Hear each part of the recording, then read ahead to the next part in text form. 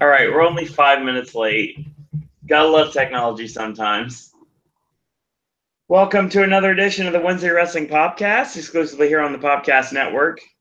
This is the hodgepodge of professional wrestling where we talk about anything and everything from Smackdown and 205 Live to NXT to GFW Impact, Lucha Underground, What Culture Pro Wrestling, UFC, and the world of MMA, Ring of Honor, New Japan Pro Wrestling, talking about the continuous goings-on of the G1 Climax tournament, and all news and rumors from around the professional wrestling world. So sit back, relax, and get ready for another edition of the Wednesday Wrestling Popcast.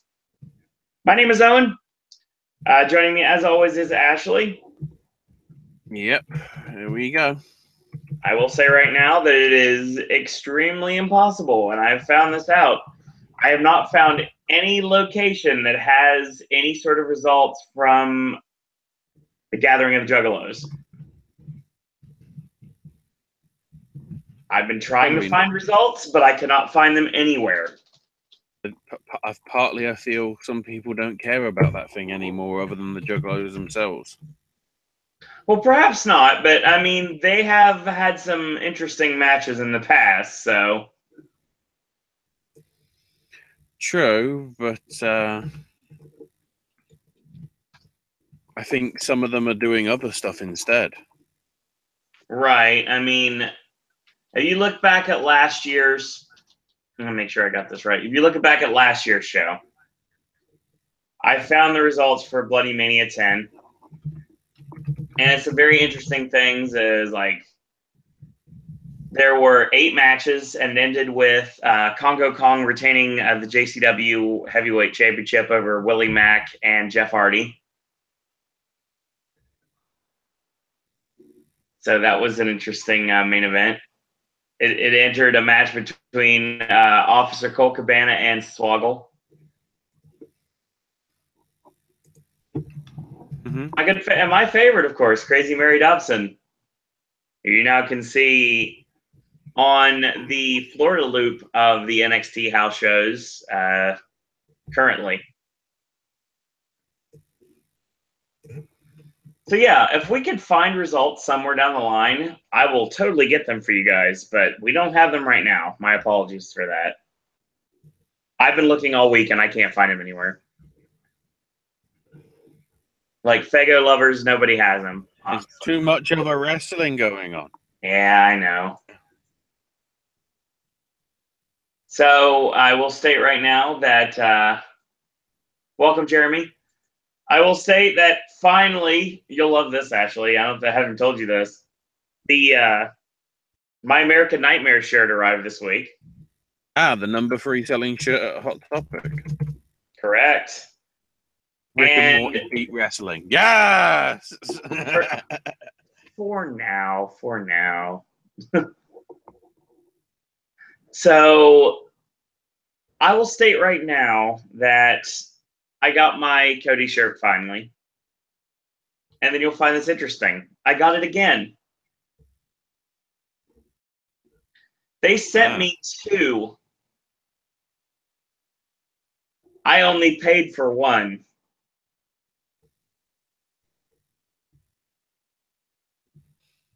I don't know how. It is. I have no idea how or why, but they sent me basically a free second American Nightmare Cody shirt.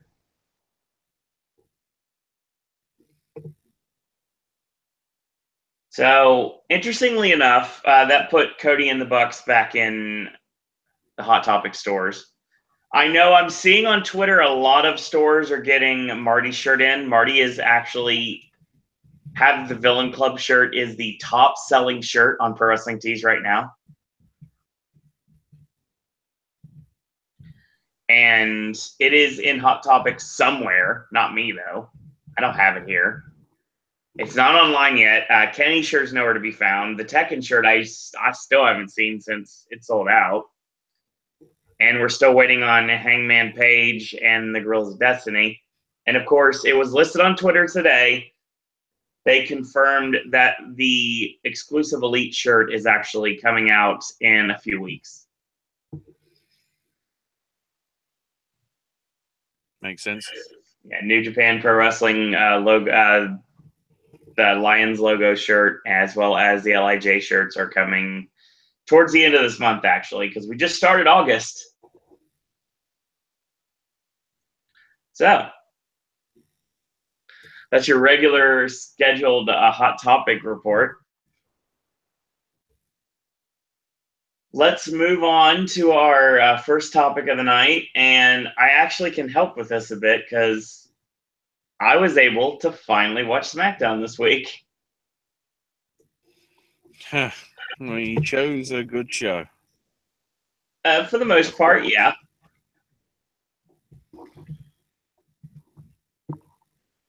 I mean,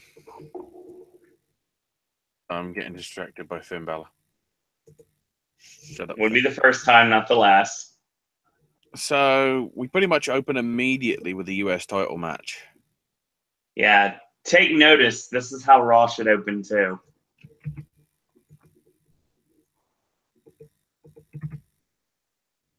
And this match was pretty good.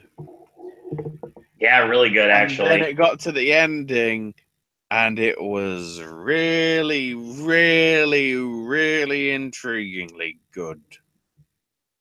So we'll go into that, of course. AJ hits the leaping clothesline in the corner. Yushi gets a near fall off of it. AJ goes for the clash. Owens gets out of it, sends AJ to the ring apron. And super kick out of the springboard and gets a near fall off of it. Calf crusher, Owens headbutts out of it. AJ misses the charge in the buckle, and he sets up the package pile driver. Of course, he's never going to hit it, but it's countered into a Pele kick from AJ. He goes for the clash again. Owens again gets out of it, but AJ goes back into the calf killer, and Owens is about to tap. I love this. This was amazing. Owens is standing there, and he's like, I don't know. He's like, I'm teasing it, and then grabs the bottom rope. I thought it was awesome. Owens hits 2 super kicks. He goes for a wild swing, decks the ref. Owens hits a super kick and goes for the pop-up powerbomb. AJ counters and rolls him up for the win. But the interesting thing was the referee got hit in the eye. So they sold this, I believe it was Mike Chioda, wasn't it? Some fucker that doesn't know his fucking job. Anyway, the referee sold it as he got punched in the eye accidentally from Kevin. So he could see nothing but what he believed to be a shoulder was on the mat. Owens' shoulder was up so much you could put a piece of paper underneath it, and probably a phone book, actually. And the referee counted 3. Referee's decision stands, and AJ retains the U.S. title. But this was not over. Well, no, because people are pissed. Well, to say the least. Kevin Owens is pissed. That's the correct word. Indeed.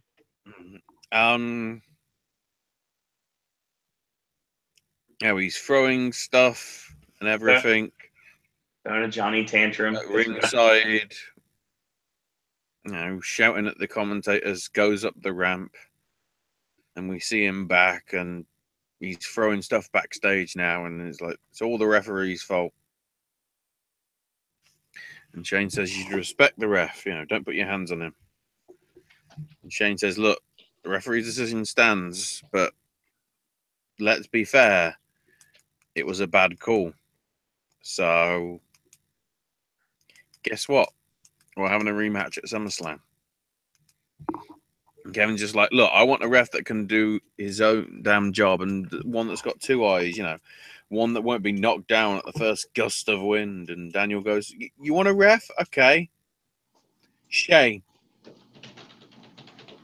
And Kevin's like, what? He's the most competent guy here. He's useless. And Shane says, look, I'll be the ref. That's the only way you'll get in your rematch. And then Kevin just continues to trash shit. So we're getting AJ and Owens for the U.S. title at SummerSlam. with Shane McMahon as the ref. So I guess this rumored match between Kevin Owens and Shane McMahon will be at Survivor Series. Keep in mind you've got generic shit pay-per-views to fill. Yeah, but I mean, this seems like something you'd put on something a little bit bigger. Even though it's not good. I mean, don't forget, you had AJ and Shane at WrestleMania. So I would think Shane's not going to work a B brand pay-per-view. I think it's Survivor Series. Pay-per-view events. Because there is supposed to be one rumored for early September, and I can't remember where. And also, yeah, it's September 10th. It's right before, so we actually will be the last pay-per-view we cover on this network before Horror Night season starts. Which one? Where's that? Do we know? Is it Night of Champions in Chicago? Is it that one? I believe so. Not confirmed yet, which is it says a lot. It's like no, it might be Hell in a Cell in Chicago. The shit. No, Hell in a Cell is Detroit. They announced that at the Joe. I didn't mean Detroit. I didn't mean Chicago. I meant Detroit. Yeah. But there's a rumored one in December which hasn't been confirmed. Right. There's I think that's the only SmackDown show at the minute confirmed is Hell in a Cell. October 8th. That is another show we're missing.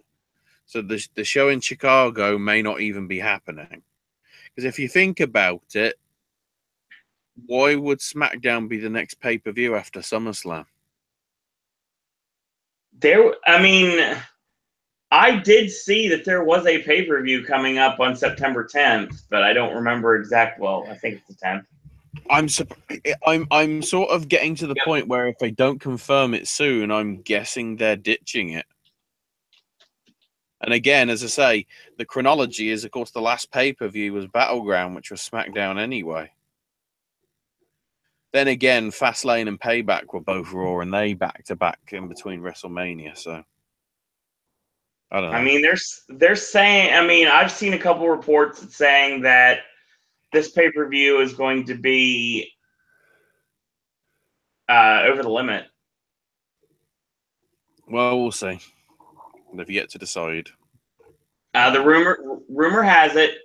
What I'm hearing, over the limit is SmackDown brand in Seattle, September 10th. Clash of Champions, September 24th, which is the Raw brand pay-per-view in LA. No Mercy is SmackDown in Detroit on October 8th. Hell in a Cell is the Raw brand in Minneapolis on October 22nd. NXT TakeOver Houston, November 19th. Survivor Series in Houston on the 20th. TLC's in Boston, which is SmackDown on December 17th. Which isn't TLC. Yeah, that's what I'm seeing here. Named. Yeah. Well, TLC we've already confirmed as the Minneapolis one. Right. It's named to be confirmed. Right, and then we've got Roadblock is supposed to be back in Toronto on December 30th. TakeOver Philly on January 27th, and of course the Royal Rumble on January 28th. So. I honestly think, and we'll get to the news with the financials, I got a feeling they're doing less house shows. Or sorry, they're doing more house shows because they're cheaper to do, but they're going to be doing less pay-per-views. I hope so. So I think they're going to possibly do 2 a month for certain promotions, but I think in other cases it may be other promotions just going alternate months. I mean, we really, really, really need to cut back on these pay-per-views. Keep in mind, the highest number of pay-per-views in this modern era was last year with 15, and that wasn't even full brand split in effect. That's still as it stands. We have 15 shows already, and that doesn't even include the one in September, which may not be happening. All the NXT shows, which obviously would be on top of the 15 from last year anyway, or the one in December. So even if you add them two in, we're due 17 pay-per-views this year, and that's not including the NXT stuff. That's ridiculous. That's too much. Granted, I know we're not paying for it anymore, but keep in mind, the last time they did 17 pay-per-views is never. Yeah. They did 16 in 2006, but that's it. It's been overkill, to say the least. Yeah. I mean, obviously, we're a different breed when it comes down to it. Not everybody is going to be watching New Japan. Not everybody's going to be watching GFW. Not everybody's going to be watching Ring of Honor. I mean, if you're just a WWE fan, you have all the WWE pay-per-views from the Raw and SmackDown brands. You have the co-branded pay-per-views. Then you have NXT takeovers. I still think that's too much. It is. It's way too much. Especially for a casual fan. A casual fan will just get wrestlinged out.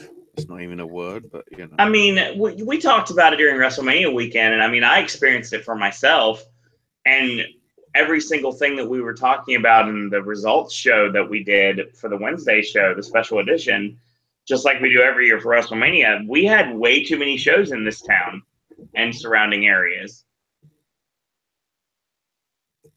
And if you wanted to go to every single show, it would be impossible. You really have to like pick which kid you like better, basically. Because, like, for example, and I always kick myself for this, I enjoyed NXT TakeOver. I did, and it was great being in the luxury box, and I had a great time hanging out with the really cool people from the UK. But seriously, I probably would have had a better time at Supercard of Honor. Supercard of Honor. Oh shit, they're getting over already. Ring of Honor, please return to Orlando as soon as you can. In about 4 years. Yeah, most likely. Too much going on with Gabe. Yeah, now we continue with what we see from last week, where the Usos just straight up punked out the New Day last week. Yeah, they're now basically being New Day. Then who do you think it was going to be? 3 men who ride on tricycles or 3 men who talk about their popsicles? Which is it? I mean, because the way he said it, it was like, is it one or the other? So the Usos come out on tricycles. So are they like the black version of the Mexicals or something? Oh boy. And then with the popsicles. I've never really been into the Usos as characters, but I will say this heel turn has freshened them up a lot. Mm-hmm. They're doing great work. I like this. I like this gimmick for them. It works really well. Yeah. It's believable too. They welcome the New Day to the Uso Penitentiary. And they're the reason why New Day isn't there. 3 grown men blowing their own trombones. They're taking their titles back. And they're taking their catchphrases as well. No. I'm pleased that I missed this to do something I can't even remember. And then I got back. Yes. And once again, Ashley becomes the amazing Kreskin of the Popcast Network, because you called this. It was obvious as soon as the X-Files thing. It's like, well, if you're doing trendy TV things, the obvious one is going to be Twin Peaks. My God, it reflects them. Could you imagine if this ends up turning into like American Horror Story with like Sanity or the Wyatt family? They wouldn't go that far. I don't think they'd parody that because that's not. I mean, it is mainstream enough, but it's not like retro mainstream yet. It's too trendy to be really, keep in mind we've ripped off basically Miami Vice. Yep. And the X-Files and Twin Peaks. If it's anything from about 20 years ago, it's okay. Makes sense. The great thing is, at this rate, I can't wait for the Kenny Omega Roseanne crossover on Being the Elite in a few weeks. Her son is a wrestling fan. That better happen. A major wrestling fan. That's how I got followed on Twitter. So yeah, Fandango's been missing for 25 years. Hold on. And on the board, board. we've got Becky Lynch, so it says Lynch. Yes. Ultimate Warrior in his old Dingo Warrior, or no, the Eliminators stuff. And it says a Razor head, because of course he was Razor. That's Sting. That's not Dingo Warrior. Was it Sting? It looks like Sting to me from the picture I'm seeing. It's hard to tell. You had Fire Walk with Me, which is was Kane. I'm trying to think of the other ones. If you've got the picture, I do. There's Blue Velvet McIntyre. That was it, yeah. And the Bella Twin Peaks. Yeah.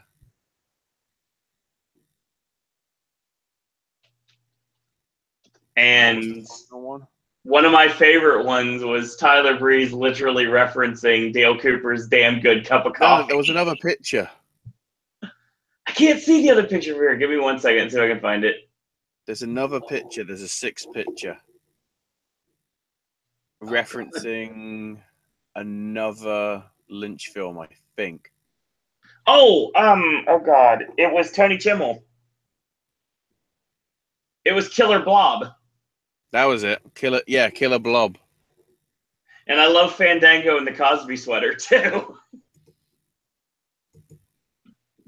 Well, it clearly wasn't him, because they just copied and pasted some generic shot, probably off some stock photo thing, and put Fandango's face on it.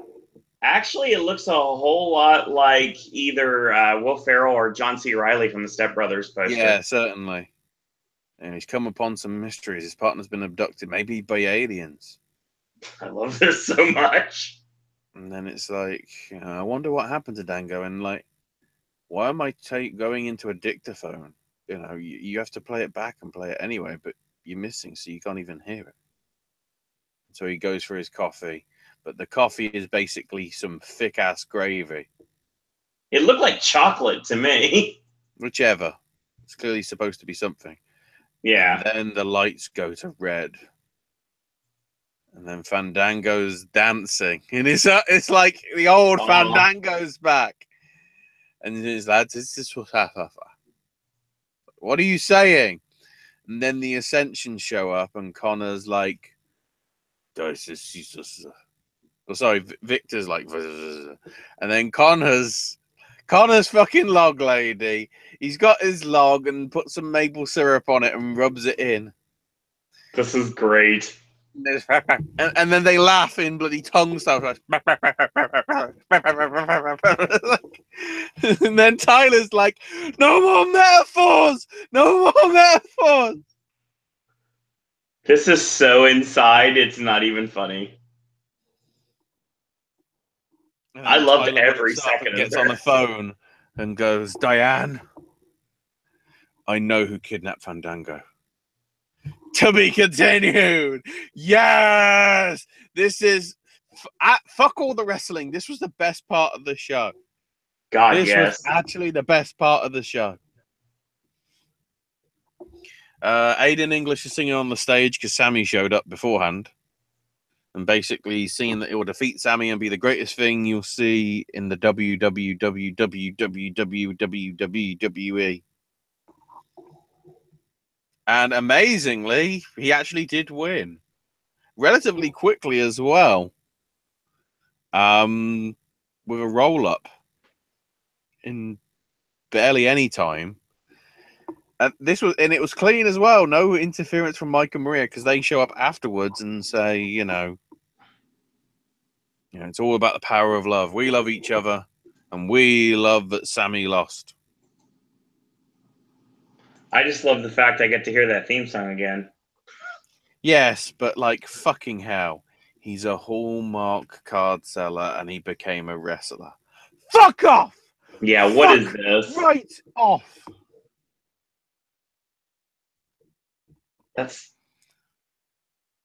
That was Maxwell Smart's cover identity on Get Smart, was the fact he sold greeting cards. Come on, people. Seriously. So now it's Carmela and Italia versus Becky Lynch and Naomi. Pretty good match, actually. Let the injuries continue, apparently. Take the bodies at the floor. So yeah, Carmela gets tagged in. Naomi puts on the FTG on her. Becky exploders Natalia. Means that she can't help. And Carmela has to tap. Who got injured? Apparently, Becky got hurt. It was the curse of David. That's what it is. Oh, no. It's the curse of Cyborg. We'll get to that.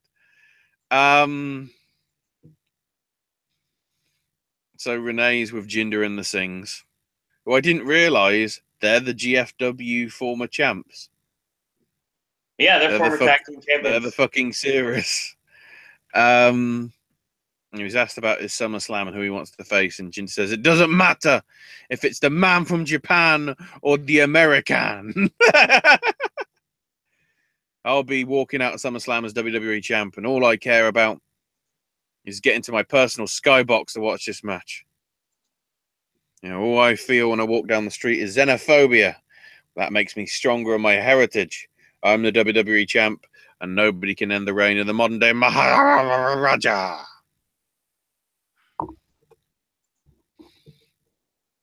So then we get a really good match between Rusev and Chad Gable. Yeah, this match was awesome. And even afterwards on Twitter, Rusev was like, fair play to the guy. I love the finish, too. Yeah, Machka went for and stomps on the back, but then Gable locks on the single leg ankle lock. Yep. You see, you chose the wrong fucking black kid. They really should have made Gable Angle's son, because number one, he's got charisma, and number two, he works exactly like Angle. But then Rusev rolls through to kick Gable through the ropes out to the floor. Rusev thrust kicks him on the floor, throws him back in the ring, puts on the accolade. Gable taps. Rusev wins. And of course, it was really nice to see Gable go for the Chaos Theory in this match, and Rusev shut him down. So Rusev grabs the mic and says, look, ever since I've been in Smackdown, I've been promised competition. You know, opponent worthy of being in the ring with me. You know, he gave me Cena. You know, Cena may have waved his flag around at Battleground, but he didn't beat me. The fact is, nobody can beat me. I have no opponent for SummerSlam because everybody's afraid of me. RKO from out of nowhere. Well, not yet. Because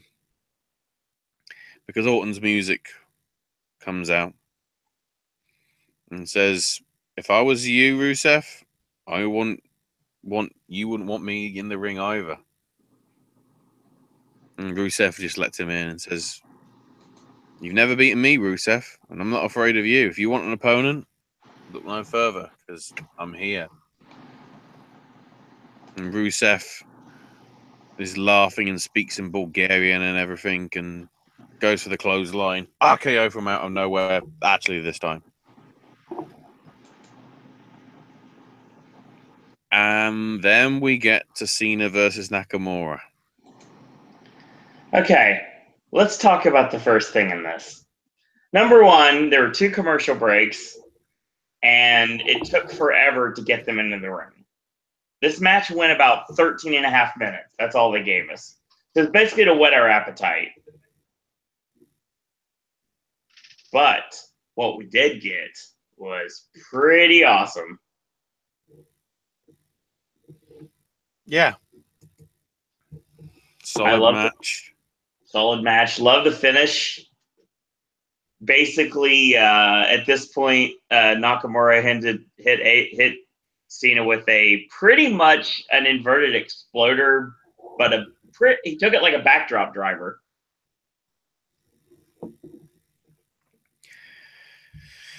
But, you know, towards the end as well, when you had Nakamura going for the Kinshasa, Cena drop toe hold him into the CTF and the STF, sorry. Then Nakamura goes for the cross arm breaker, but Cena rolls it up for a near fall. Yep. Cena clotheslines Nakamura, so he rainmakers. Yeah, he hit his strong style lariat that he usually uses in big matches. And Nakamura gets a running knee, goes for Kinshasa again, but Cena dodges. Attitude adjustment. 1, 2. Holy shit, he actually kicked out. So Cena goes for another one. Nakamura counters it into a guillotine. Cena then puts Nakamura back on the shoulders, hits the attitude adjustment. And then, because he's a dick, he went, screw it. Let's do another one. So Nakamura reversed it to a reverse exploder. Kinshasa. 1, 2, 3. Holy shit, the bookies got it wrong. The dream match may actually be happening. Baron Corbin is going to be your champ at SummerSlam. That is correct. I think. So yeah, they shake hands and it's like shows respect. Afterwards on the network, because they didn't decide to put this in my notes, Baron Corbin came out for a cheap shot, but Cena and Shinsuke took care of him, and then again they showed some respect, and that's how you properly end SmackDown. That's correct. I guess that's what you do. You don't have talking smack. You just have it overruns on the network. Probably. So obviously this now means that we've got Nakamura and Jinder, which I'm wondering. I'm guessing Nakamura is going to win and then drop the title immediately. Yeah, that's what I'm thinking. Sort of a la bloody Daniel Bryan 4 years ago, because we're doing old ideas. Then again, the interesting thing would be, what if Baron doesn't win with his cash-in? That would be cool to see if Corbin is one of the ones that doesn't because get obviously, yeah. But the thing is, we can obviously continue the feud because it's going to be a thing, right? So I think you can leave it open to have him not win, but still keep going. But then, and I think I've put 2 and 2 together, and this is the only thing I can come up with.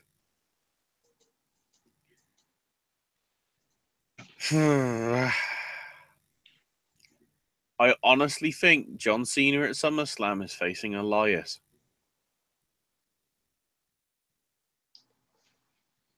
I think Cena's facing Corbin. I think this is where they're going to start introducing Cena to Raw again. Because keep in mind, after SummerSlam, he is only advertised for Raw shows. This is probably due to the this is probably due to the filming schedule for Bumblebee. He can do Mondays, but he can't do Tuesdays. That's why he's a free agent. That's why he can go where he wants, when he wants. I mean, they're pretty much setting up the feuds right now for SummerSlam, and Cena and Corbin and Elias and Finn Balor are pretty much not set in stone, but it sounds like that's the direction we're going.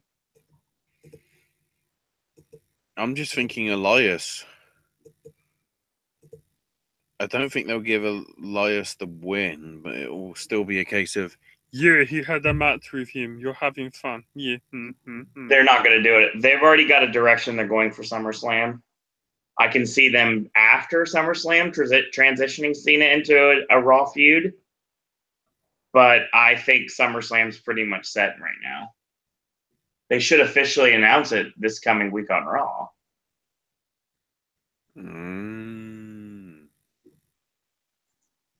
At least that's the direction that makes the most sense to me, because that's the current storyline that we're progressing towards. Yeah. When sounds like a plan. Cena and Elias, I do think does make sense. I just don't think it's going to be at SummerSlam, because I think they've already got their ducks in a row for this pay-per-view, and I think then they'll start doing it in September. Yeah, Timbo says Cena going to Raw after SummerSlam. I think they're going to leave the free agent thing up in the air. He's going to be on Raw for a bit, but I think you're going to be seeing him on both shows I because see that. I think he's basically for the dates he isn't filming, he will do stuff. Yeah, of Obviously, course. only once a week, but don't expect him to be just on one show or anything. No, I doubt he wouldn't be. He'd have to be on multiple shows.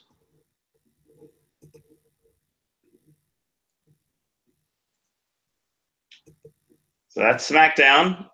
And then we move on to 205 Live.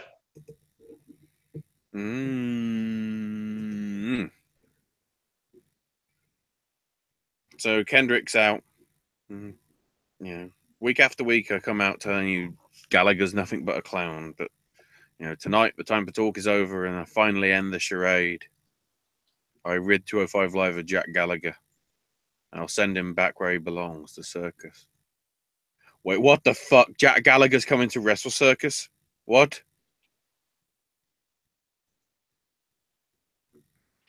I hope so.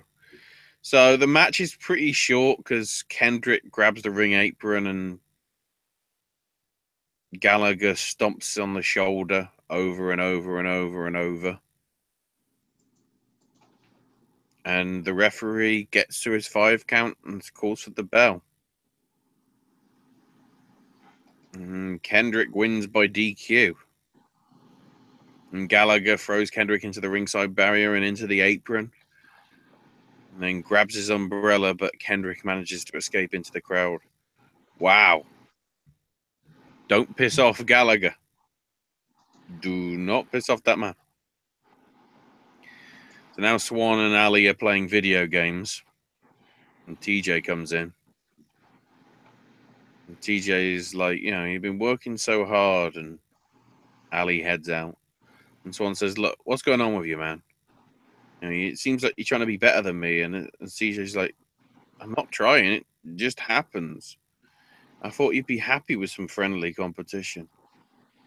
And Swan's just like, look, you just hung up on this since, I beat you.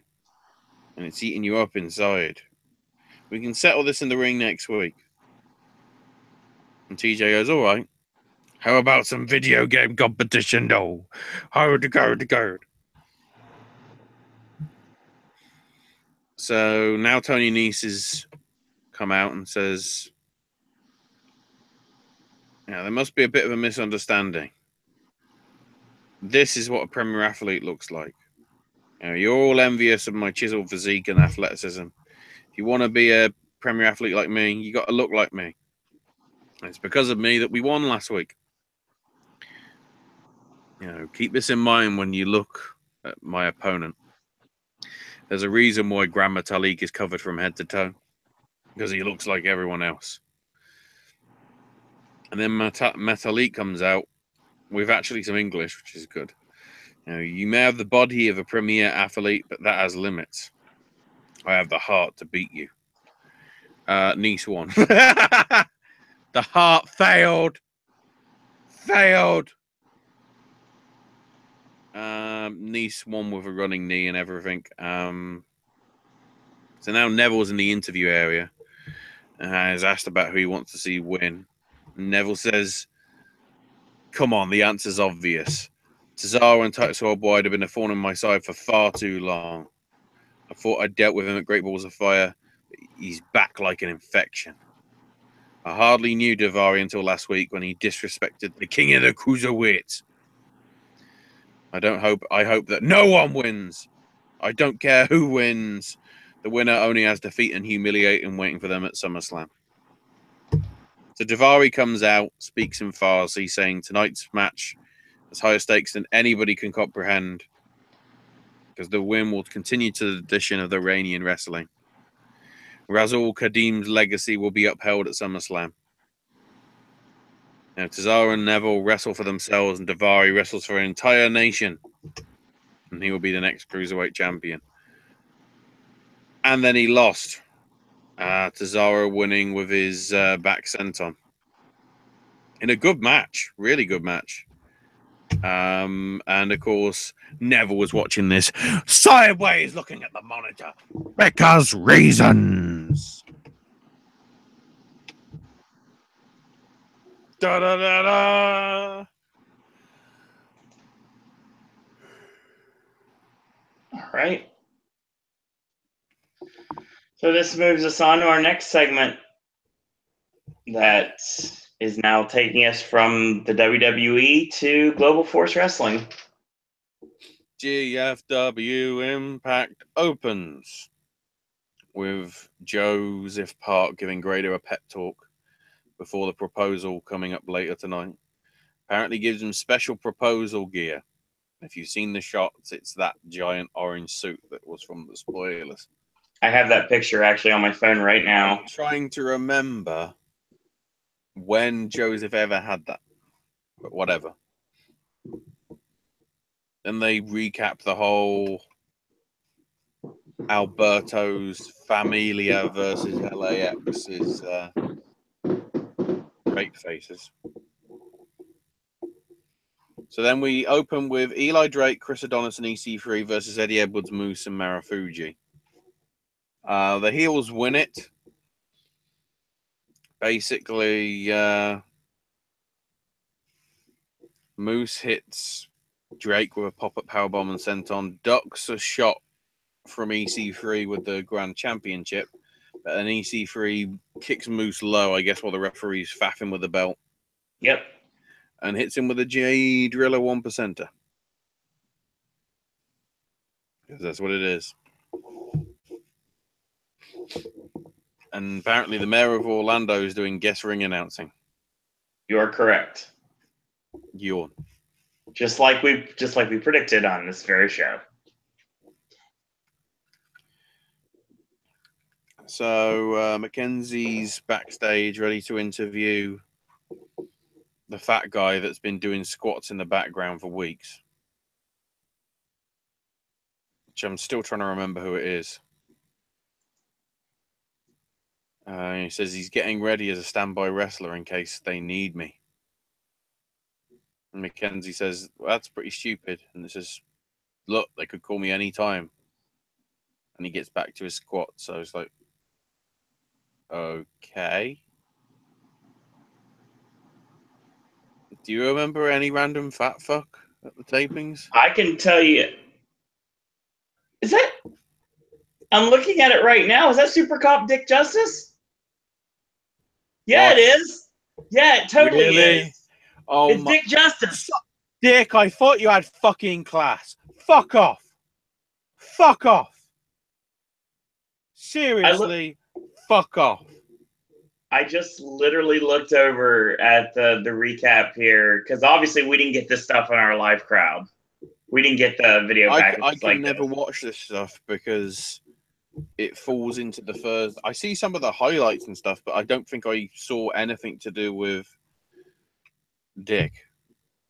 It is certainly Super Cop Dick Justice. I'm seeing it right now. Jesus.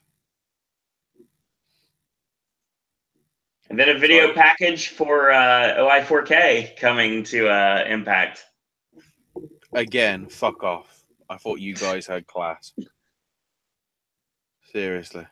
Don't know what OVE stands for right now, but that's what they're going to be known as. Ohio Valley Enterprises? Oh, Ohio Valley makes sense, but we'll see what's going on. Ohio Valley Eviscerators? That works. It sounds like killers. That makes sense, but I think the word that word is way too long for most wrestling fans. Oh no, we'll do a Kenny Omega Ohio Valley Evil.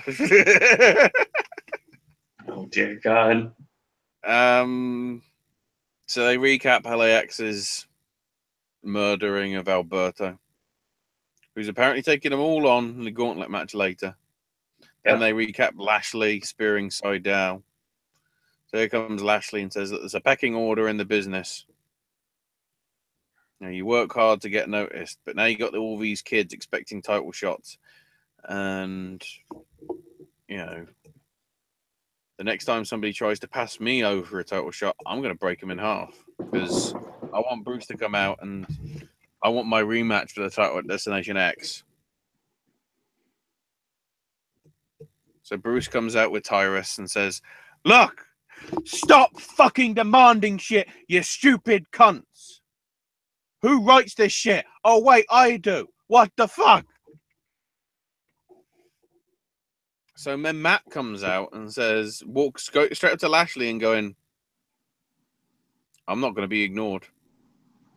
And Lashley's like, "Look, between me and Bruce." And Seidel spins him around and then gets shoved on his ass. Lashley goes for a spear, but then Seidel reverses it, hits the Seidel press and everything after a move and whatever. And Lashley rolls out to the floor, and Bruce is like, "Okay, you get a title shot." I mean, he doesn't, but it's sort of the look in his eyes as if to go, "Oh, perhaps people should ask for title shots." Like, great. So now it's Super X Cup. Hoji Ishimori versus Davey Richards. Oh, shit. This is it. I think this is Davey's last match. No. Is it Davey's last one-on-one? I think he was in a tag, wasn't he? Yeah, down in the tapings. I'm almost positive there's one more singles match, but I'm not for sure. Or is that a one-night only one, though? That's what I'm wondering. That it was a one-night only match. Yeah. So this might be Davey's last appearance on Impact. And of course, him and Ishimori have a damn good match. Ishimori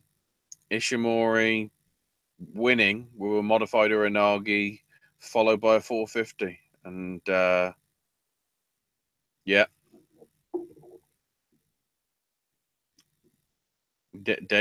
Davey put the old timer over. Wait, what? So right now, the finals, the semifinals are set up with Desmond Xavier against Drago and ACH versus Taiji Ishimori. Mm-hmm. So then we got Bruce Butcher backstage and announcing that it's going to be Lashley versus Seidel, Yes. Destination X, and whoever wins gets the title match they deserve. Because fuck the cashing in the title for the X Division title for the world title. Apparently, yeah. Option C doesn't exist with the proprietor being another company. I'm guessing the Option C match. It is, but without having to say it. Yeah. Basically, whoever wins gets the title shot. We know Lashley's going to go for the world title, and well, Seidel could go for the world title. Very easily could. But then the X Division might help having experienced people like him along with Low-Ki and Sonjay to do good wrestling rather than too much flippy shit, flippy shit. I got a feeling we got some more X Division talent coming in on the tapings coming up in a couple weeks. We'll see. I'll be there. So the last knockout standing match between Sienna and Rosemary was pretty decent. I enjoyed it. It was better live. I'll tell you that right now. Yeah. But yeah, basically, Kevin Matthews, of course, gets involved in some sort of capacity. They're basically they're going on the top of the turnbuckle and they're going for a table spot to the outside. But Kevin shows up. He gets misted. And then Sienna knocks her off the corner, and Rosemary goes through the table, but also basically Sienna falls down.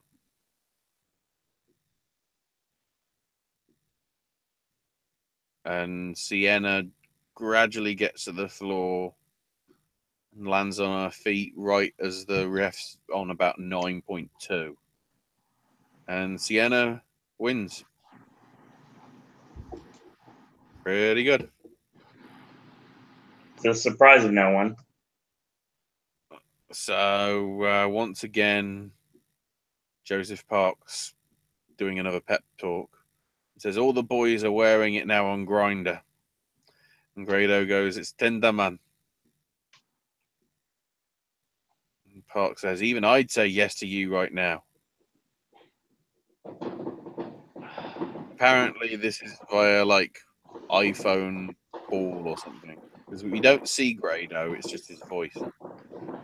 It's time for the moment of truth. So EC3 then says that the new move is the ECD, the Ethan Carter driver. Yep. So it is a new move. And he's challenging Moose for the Grand Championship next week. So then Alberto and Dad and Chimp Fucker. I was wondering what you were going to call him this week. I'm going to take Ella and Alberto's like I'm going to take him out one-on-one Mexican style. So then here comes Trevor Lee as the X Division champ. And I'm a fighting champ, unlike Sanjay Dutt. I've scoured the globe to find somebody that's the best high flyer in Mexico. And I found him. And here comes Octagoncito, Becca's midget.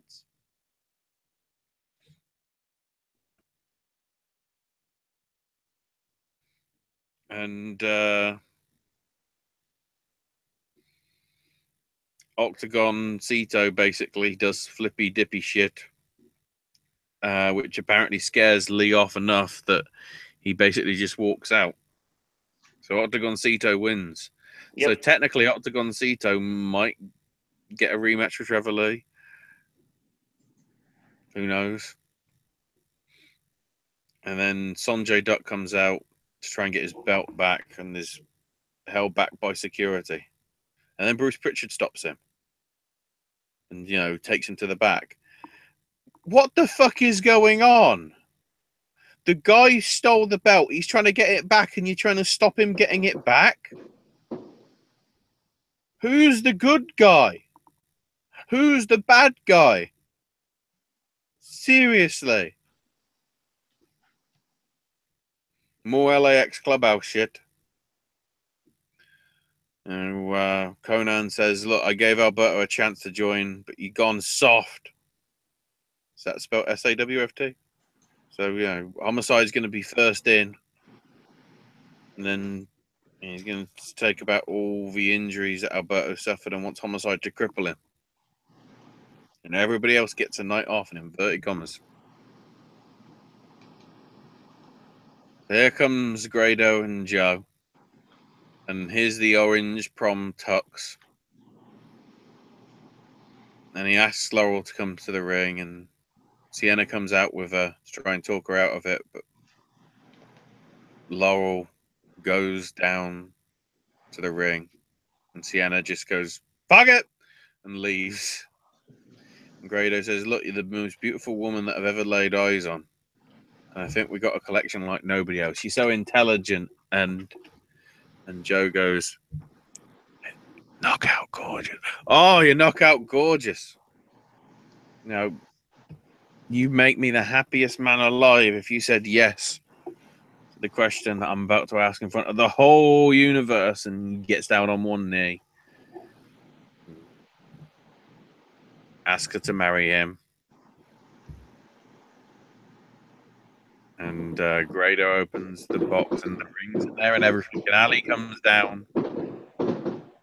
And she's so happy for Laurel. And then Braxton comes out and says, no, you're coming with me. You're coming with me, Ali. We're not doing this. She's like, what? Why are we doing that? And then Congo Kong shows up, who isn't happy. And Grado is like, I'm not backing down, I'm not backing down. Run the fuck away, guys. And Laurel tries to calm Kong down, and he picks her up, and she slaps the shit out of him, and he basically gets calmed down somehow, and Laurel leads Kong to the back. What the fuck is this? Are we actually thinking that Kongo Kong is somehow related to King Kong? In which case, does that mean that Grado is Tom Hiddleston? Or Adrian Brody? What? So then we get to Alberto versus LAX. So Homicide's getting ready. Alberto comes out the crowd, brings a chair, rushes him, snap suplex, frog splash off the top. That's it. That's what you get with fucking Homicide. Fuck off. Then Ortiz is next, and Santana and Diamante try and help out, but he manages to Alberto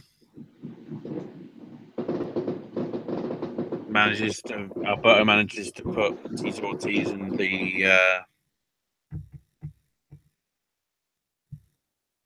in the tree of Darren Aronofsky's mother,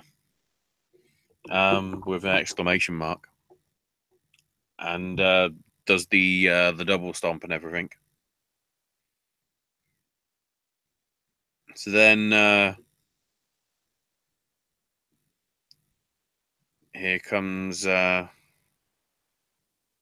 Santana,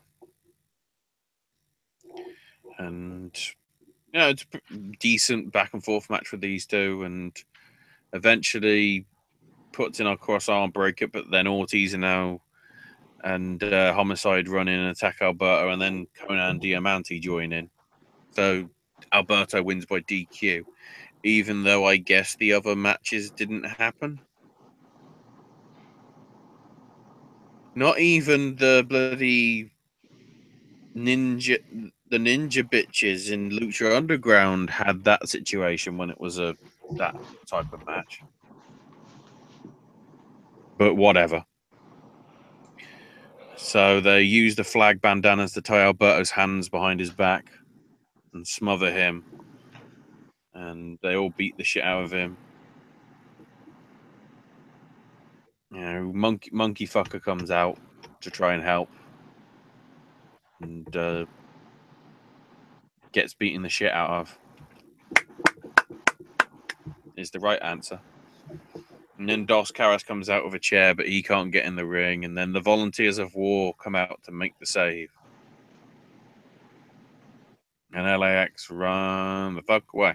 I hate the Veterans of War. I've said this before, and I'll say it again.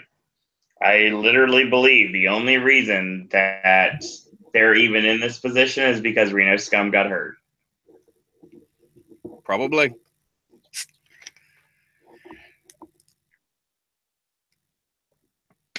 That's Impact. Well, I think we know the true reason why they're there. Because there's no other fucking tag teams in the division. Nah, there's not anymore. Which makes you wonder why the bloody Chris Brothers went. So they can work with LAX. That match is going to be really good.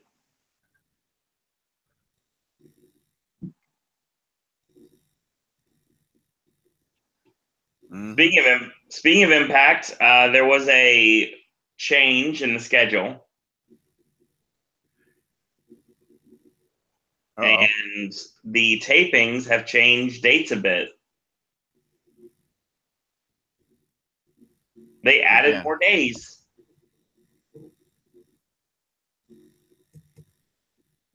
So Impact will be returning Soundstage 19 here at my home away from home, Universal Orlando Resort on the Universal Studios Florida side. And they're running a special for shopimpact.com.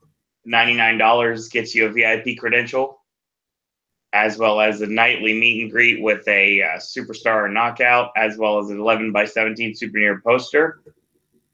Shows are going to be running from August 17th through the 22nd. 6 nights of Impact tapings, including Destination X on the 17th of August. And unless something changes, I will be in attendance for Destination X. I will be in attendance for Friday. Obviously, I cannot make Saturday or Sunday, but then I'll be Monday and Tuesday. So. Oh, you willing to put aside the crazy shit that might go down on Raw? Well, it depends on. Well, we'll see what's going on. It depends on what they offer me.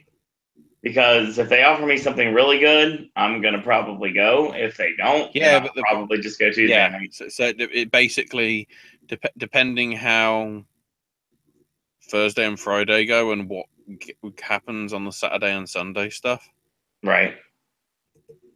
And the spoils.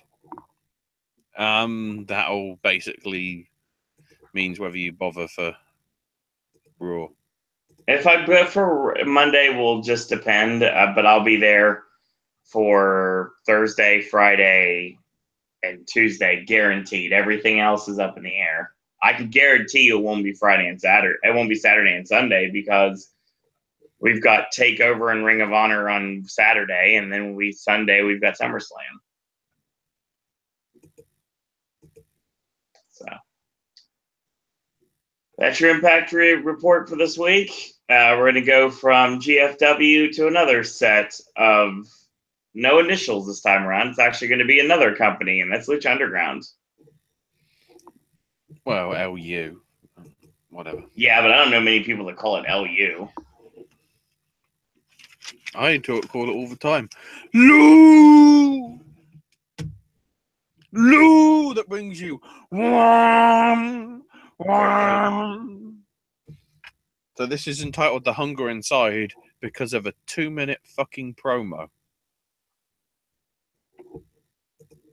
Let me stress that. It's called that because of a 2-minute promo at the very start of the bloody show. So Dario visits Matanza because of course he does.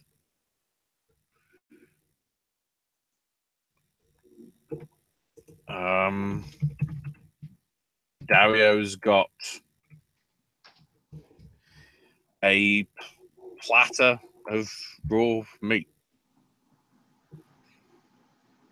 And he's basically, look, he says, like, the hunger inside you is great. You know, so much so that you even attacked me. You know, you murdered, or you tried to nearly murder me.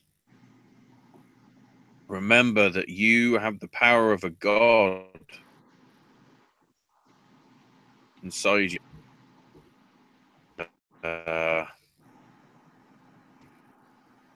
You know, the hunger needs to be controlled, otherwise that godly power will be taken away. And with that, you'll be gone. I'll no longer be with you.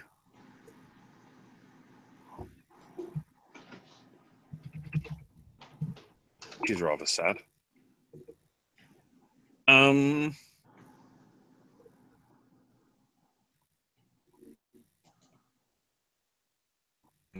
basically, he leaves the plate just basically outside so that he can't reach it. And Matanza's like, so now it's Pindar versus Phoenix in the first quarterfinal in the Cueto Cup, which was pretty decent. Nothing extraordinary. Phoenix winning with his double knees off the top to get to the semifinals. The winner of the next match coming up in a minute, which is Prince PJ, Ricky, and Jack in Dario's office. And they say how Jack Evans is geared up because of his injury and whatever. And he says, how are you feeling? It's really annoying. And he says, like, He says, well, he feels like a ventriloquist dummy, and it's a bit of a problem in the bedroom. And it's just like, he's making fun of him. It's like, I thought you're supposed to be friends. So basically, Cueto admonishes Worldwide Underground for getting in each other's matches. So Cueto bans the group from interfering in the match tonight that Johnny Mundo has with Dragon Azteca Jr. But he also says that there's special opportunities available for your guys. Aliens up for grabs in the next few weeks. And PJ and Ricky all have a shot at them. I'm guessing Jack's out injured, but he can still do like the stuff that he does and everything. So basically, if they get involved at any point during the match tonight, they'll lose those opportunities and they'll go to somebody else. So next up, AR Fox versus Ricochet. It's as awesome as you'd expect. Really good. Puma winning with a 630 splash. Just this is one of the matches where I don't want to say it because it just really is nice between the two of them. Fast paced and everything. High flying power spots and all that. Just tranquilo. So afterwards, Killshot runs out, takes him out, Killshots him as well. Interestingly, they boo Killshot, even though he's supposed to be the face. So apparently it's failing in Lucha Underground as well.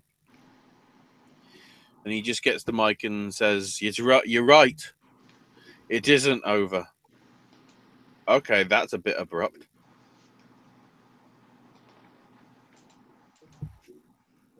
So now we're back at LAPD with Captain Vasquez and Cortez Castro. And they're watching highlights from, what was his name? Spider-Man? When he took on Cage in the first round of the tournament. I believe so. Which was the first sighting of him with the gauntlet and everything. Oh, sorry, Veneno. I knew it was something like that. So Vasquez excuses him for, losing, but gives him heat for not getting the pinch on Cage for murdering Councilman Delgado. And he's like, "What? That happened?" And she's like, "Yes." So apparently they know it happened somehow, and they know it's him. And Castro goes, "Why hasn't he been arrested?" And this is where it goes way too stupid. She goes, "I don't want him. I want the gauntlet." Oh, great. She's a fucking baddie as well.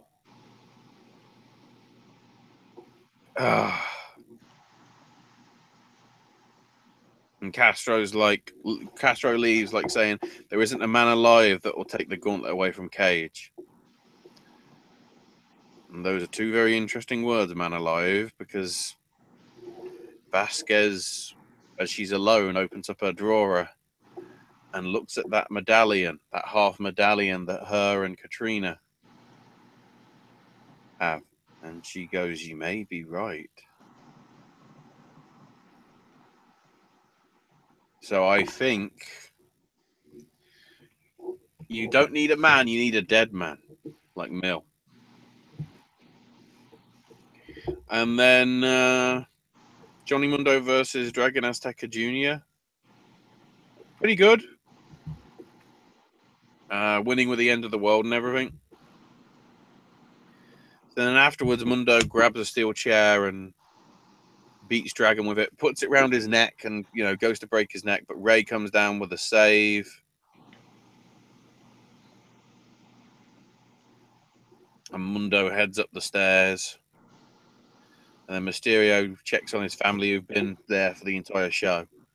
And Ray then goes ahead to the back, and Mundo comes back down the steps and goes over to Ray's family and notes how big Dominic's got and says, "Your dad ain't shit. He ain't going to take the title from me." And Dominic says, What the hell, man? You realize he couldn't swear. So then security and officials come out to break up Mundo and Dominic.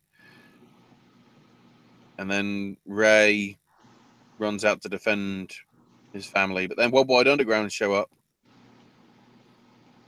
And, they grab Ray, and Mundo goes, "Oh, I'm going to hit you with the title, man." And then he hits Dominic with the belt. Mysterio's pissed, looking after Dominic, after the belt shot. And to be honest, if this is what we're going to fucking do to get Dominic into wrestling, fuck off. Fuck off. But wait, there's more. They've listened. They've fucking listened. Da, da, da, da. Da, da, da. Which means I have the sound ready. Missed this because on my feed that I had, they cut straight to NXT. Thanks, guys. So, Melissa and Phoenix are walking together outside the temple. And they're heading off to Phoenix's ride, and Melissa asks, "Will you ever take the mask off?" And sometimes when I don't fight, and they joke around, and he carries her on his back to the car. And looking from afar is Marty, talking to himself, and says, "You won't like him when he takes you won't like me when I take my mask away from him. How ugly he is." Give me a pay-per-view. Wow. Give me a pay-per-view illegally on Twitter. Thanks, guys. So NXT for that. Thanks. Lucha Underground moves on to WCPW. What's going on in the tournament? 2 shows to review. That's what it fucking is. All this, like, here's stuff, nothing, shit tons of stuff. So, the USA qualifiers from Manchester with Dave Bradshaw and James R. Kennedy on commentary. Yes! Fuck Alex Shane! So we start off with David Starr and Bobby Fish, which was a good match.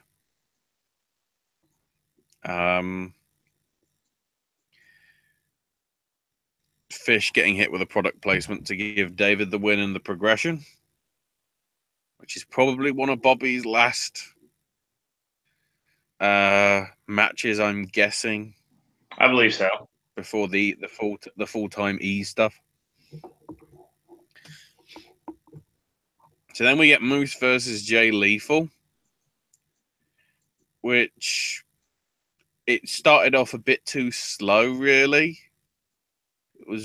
It wasn't methodical, it was like slow methodical, if that's a thing. But Lethal Injection got Jay Lethal the win, and that means we're going to get Jay Lethal and David Starr in the second round. So then it's time for Keithley versus James Storm, interrupted by a loaded advert. Really, guys?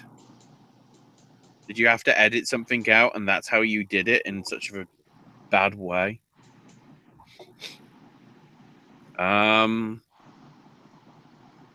But Lee connected with Ground Zero and got the win, but these two had a really good match. Storm impressed, Lee impressed. Definitely. And then we had Seidel and Ricochet. Yeah, good match again. With Ricochet winning with the Benadryller.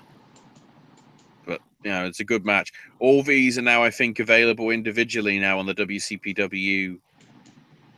Either it's the WCPW or the What Culture Wrestling or both. I know they've been single segmented. They don't just have the full shows, even though they're there as well if you want to see it. But then again, considering that they're the only matches that are being shown in this because they're saving all the other stuff for the loaded shows. We'll see. And with the second round, David Starr and Jay Lethal was good. Really solid as well. And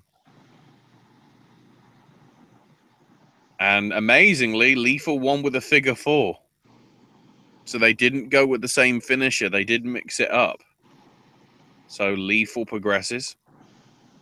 Which means in 3 weeks, it's going to be Jay Lethal versus Zack Sabre Jr. Oh, shit. So now we've got Ricochet versus Keithley in the other semifinal, and this was really good.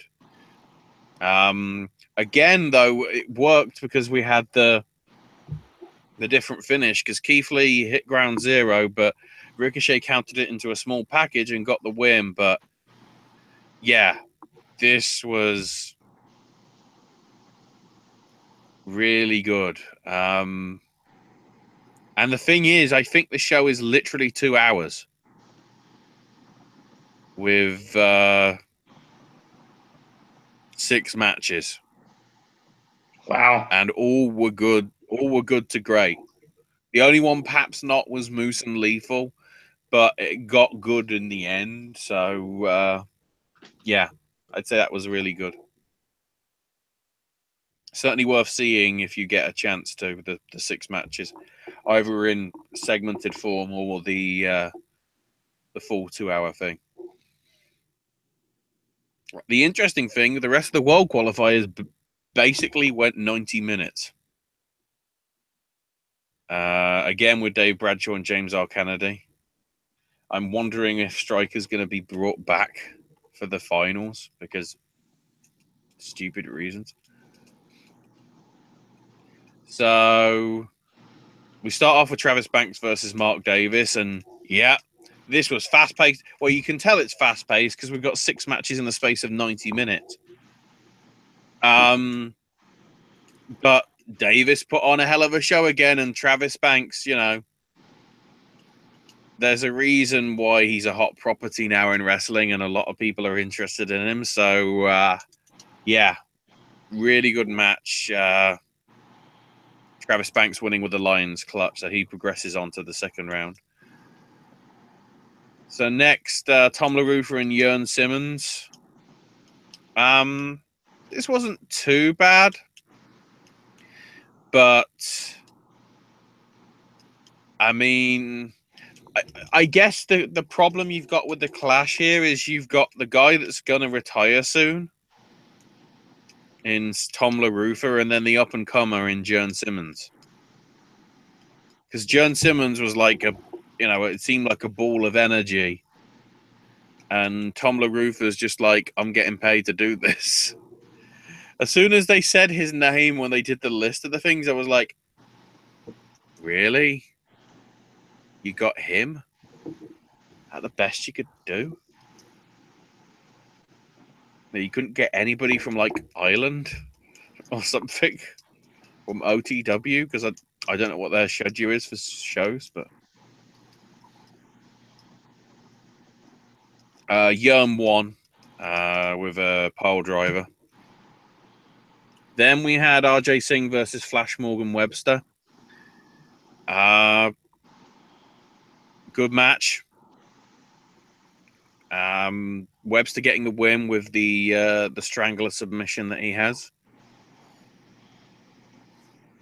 And then we had Icarus versus Angelico, which is interesting because this is some Hungarian guy who probably has never been heard of on the world stage, and now he's on What Culture's promotion taking on Angelico. And the thing is, they had a very solid match.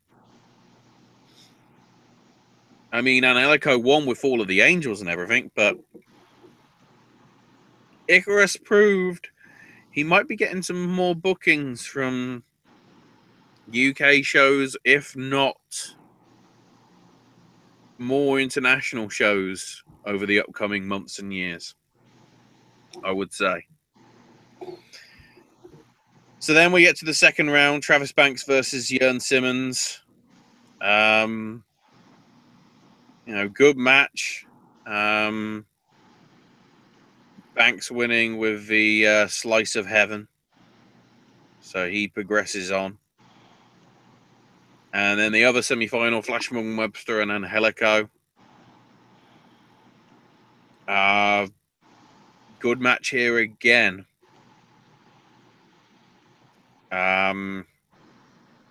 Angelico sunset flipping.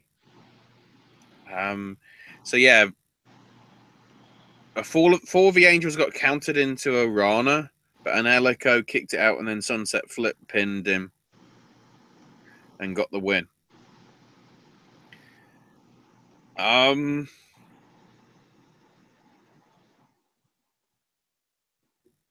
Pretty good. So that means that we now have the final bracket set properly for the final weekend in 3 weeks after SummerSlam. So we got Kushida versus Kenny Williams, Ricochet versus Zack Sabre Jr., Hiromu Takahashi taking on Lucky Kid from the German one, Joe Coffey versus Michael Elgin, Travis Banks taking on Jay Lethal, Bad Bones versus Pentagon Jr., Penta El Zero Miedo, Ospreay versus Mysterio, and Speedball Mike Bailey takes on Angelico. So you've got some very similar style fighters there to some extent. Apart from Ricochet and Sabre, but, they're Ricochet and Sabre. You know how they are. So that's a pretty solid 16, if I do say so. And that's on top of all the other WCPW stuff that will probably be happening on those shows. Plus, of course, starting tomorrow on What Culture Extra, and then Friday on Twitch, and then Saturday on YouTube, loaded returns to What Culture. I don't know what channel it is on Twitch. I think it's Twitch/WCPW. All right. Probably check that out. If I can find it. Yeah, twitch.tv/WCPW. So I better follow that now. So it's there, ready if I'm back in time. Then again, I've got What Culture Extra subscription anyway because I'm an idiot. So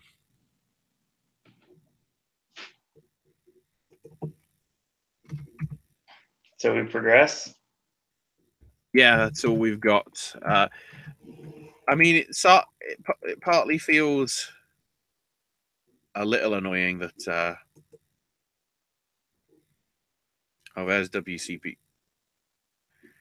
Hang on. Now I need to check whether this chat... So I'm searching twitch.tv/WCPW. Is it a channel that exists? Because it isn't showing up in the list, which is why I'm a little concerned. So I better... Right, click follow. Oh, they haven't got any notes on there. Jesus. That's a bit awkward. They've already got 400 and something followers, but there's nothing there saying that they're doing anything. Come on, WCPW guys. You're better than this. Right, now we can transition over to... UFC. Something.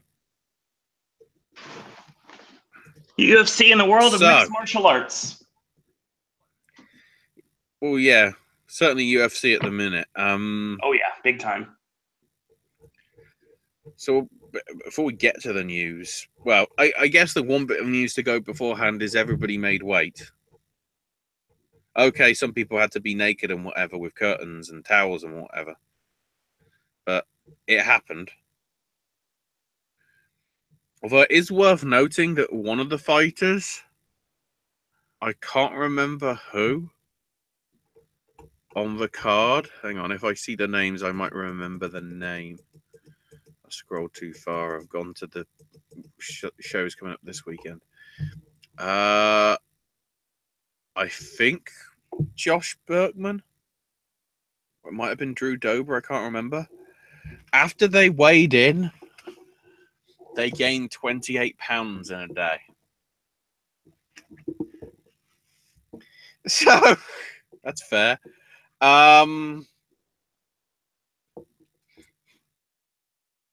So the prelims on Fight Pass, we had Drew Dober beat Josh Berkman 3 minutes in with a knockout via punches.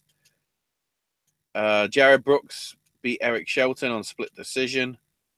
And Alexandra Abu beat Kalin Karan via unanimous decision. Then on the FXX prelims, Calvin Qatar beat Andre Phil via unanimous decision. Brian Ortega beat Renato Volcano with a guillotine submission midway through the final round, the third and final round. Not too bad a match, that one. I managed to catch it from here at this point. So, I actually watched it this time. Alaman Sterling beat Renan Barao via unanimous decision. 3 different scorecards all around, though. A 29-28, a 29-27, and a 30-26. To me, this is saying that Barao might be sort of on the turn. As I don't know whether he's coming. I don't know whether he's scaling down and retiring. I don't know, but Sterling was pretty good and pretty impressive in his performance. So certainly getting some attention. And then Ricardo Lamas beat Jason Knight late on in the first round via TKO. So then we got to the main card. So we opened up with Ginny Manawa versus Volkan Ozdemir. And I went to grab something to eat. When I came back, the fight was over because it took 42 seconds for Ginny Manawa to get knocked the hell out.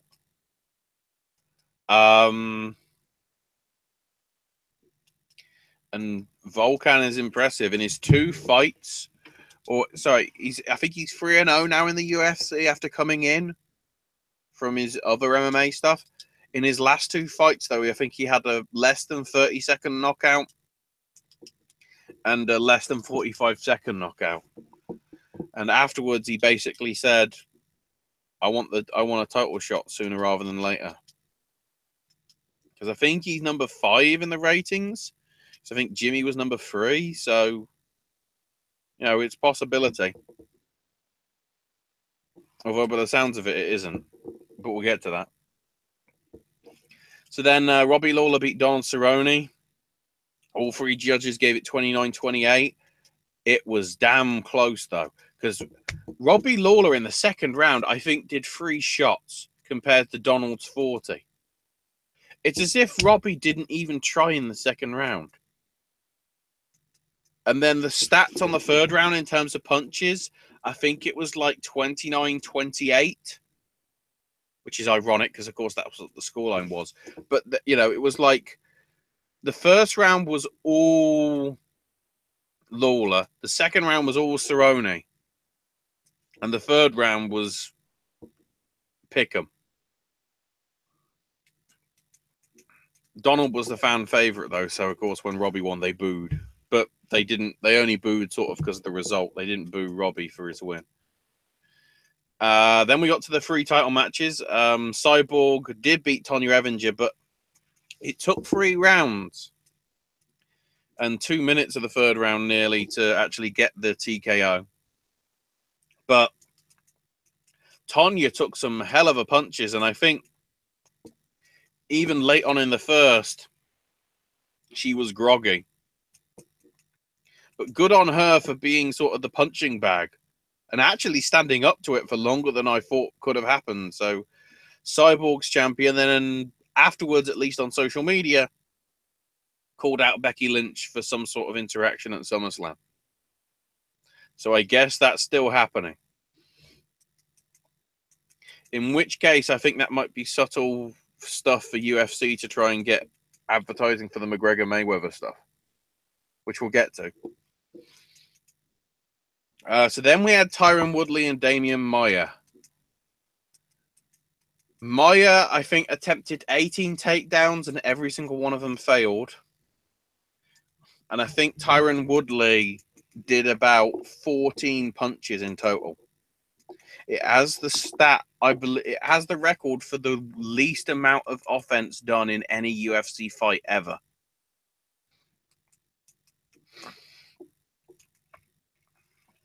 You know, and I understand why the fans boo, because it was not really a fight. It was mainly just Woodley being defensive.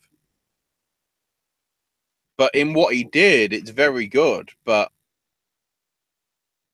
certainly that probably backfired for some things, which we'll get to. And then the main event, really good fight. And we have a new champ. John Jones beat Daniel Cormier via a good old head kick and punches. In fact, there's a video on the MMA fighting channel on YouTube that basically states John Jones saying this exact thing and Cormier joking about it 3 years ago before they first fought at 178.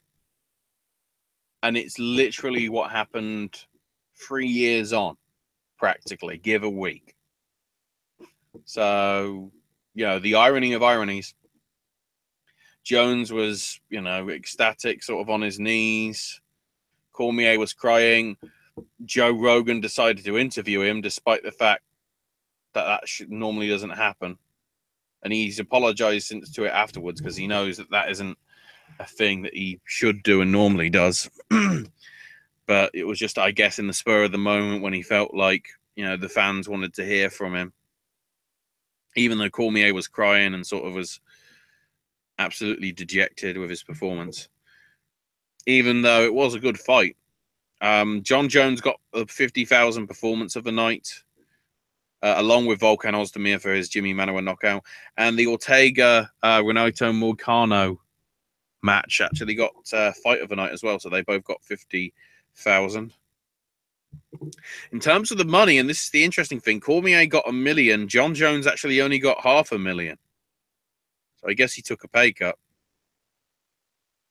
But of course he got the 50,000 on top of it. So Tyron got like 500,000 to Damian Maia's 110,000.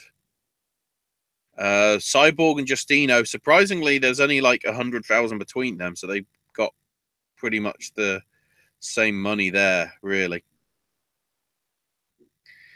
And to be honest, most of the card, there wasn't that much disparity between the money to some extent.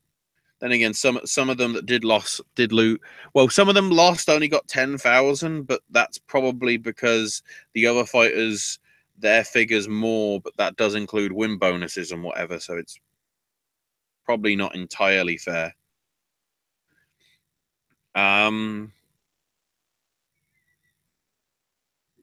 But yeah.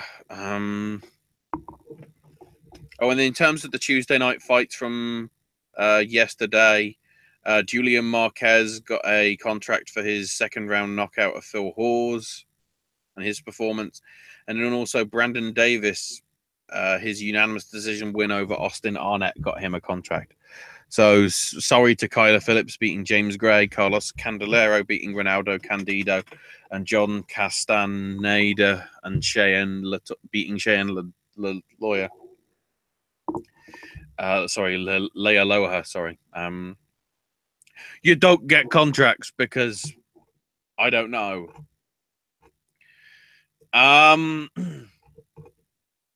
So the stuff that has resulted in some of it from all of this.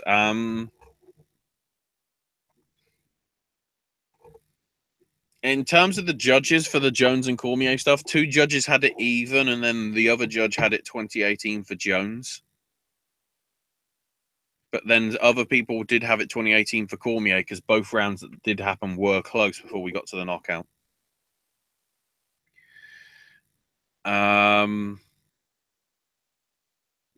So afterwards, Dana blasted Tyron and said that the way he fought, he's not going to be getting GSP versus Bisping. And that now seems to be pretty much confirmed now for November 4th. And then whoever wins that fight will then face Robert Whittaker to unify the belts some point in 2018.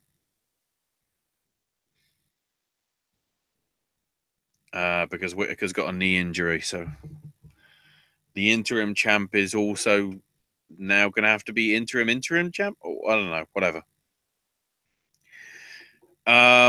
So yeah, after this, Tyron basically said he better apologize to me, otherwise I'm dishing dirt. Apparently they've put their differences together, thankfully.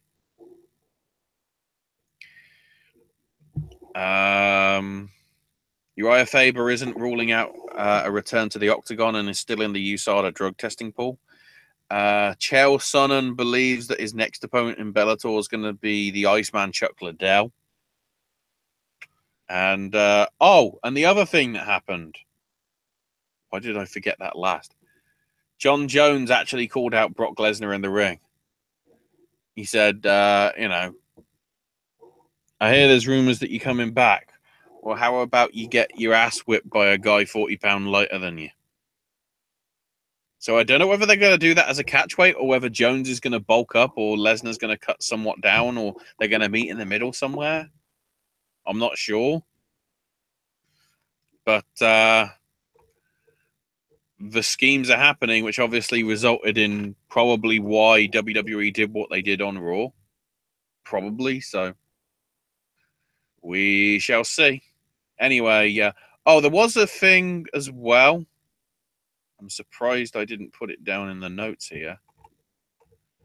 Unless I did and I completely missed it. Yeah. UFC is going to be doing a show in mainland China. Ironically, on Thanksgiving weekend. There's going to be doing a show in Shanghai at the Mercedes-Benz Arena, which is the same arena that WWE's been to a fair number of times. Tickets went on sale at 10% off before the regular price, or like on pre-sale on Tuesday. And then the regular arena and the full price tickets then go on sale on August the 17th. Also, UFC is going to be sending fighters regularly over there for meet and greets, and that actually starts this weekend. Max Holloway is heading over for events that are happening by the looks of it this Friday or Thursday and Friday, so tomorrow and Friday, to I guess get the Chinese fans interested, which can make sense because Wanda, who are the part owners, obviously are Chinese, so I guess they're trying to make it big over there. So coming up this week, we've got a Fox Sports 1 Fight Night show. I can get it. So we're in Mexico City, Mexico, at the Arena Ciudad, which is where all the wrestling normally happens. So they're going to be taking it over this Saturday. So on the prelims, in the lightweights, Alvaro Herrera takes on Jordan Rinaldi. And in the flyweights, we've got Joseph Morales versus Roberto Sanchez. Then for the Fox Sports 1 prelims, we have 2 bantamweight fights. Open it up with Jose Alberto Quinones versus Diego Rivas and Henry Briones versus Ronnie Yeager. Then a flyweight bout between Dustin Ortiz and Hector Sandoval. and closing it out, the middleweight in action with Brad Scott versus Jack Hermanson. And then the main card for Fight Night, Alejandro Perez versus Andre Sukamtaf in the bantamweight division. Then we got middleweights with Sam Alvey versus Rashad Evans. Martin Bravo versus Humberto Bandelay follows that from the featherweights. Then welterweights with Alan Juban versus Nico Price. Then a women's strawweight match with Randa Marcos taking on Alexa Grasso. And the main event in the flyweight, Sergio Pettis, taking on Brandon Moreno. And in terms of the Mayweather McGregor stuff, they've announced that the UK broadcaster is going to be Sky Sports box office, as was probably believed to be true. Although the interesting thing is the price for the broadcast is higher than normal, but it's only £20. Keep in mind the American one is $100.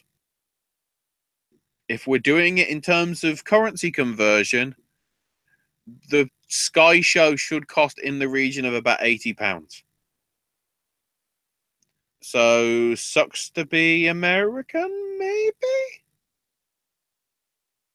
I don't know. There you go. As we get closer and closer to the super fight.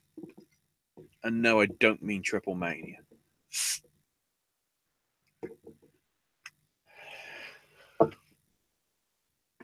So what's next, Owen?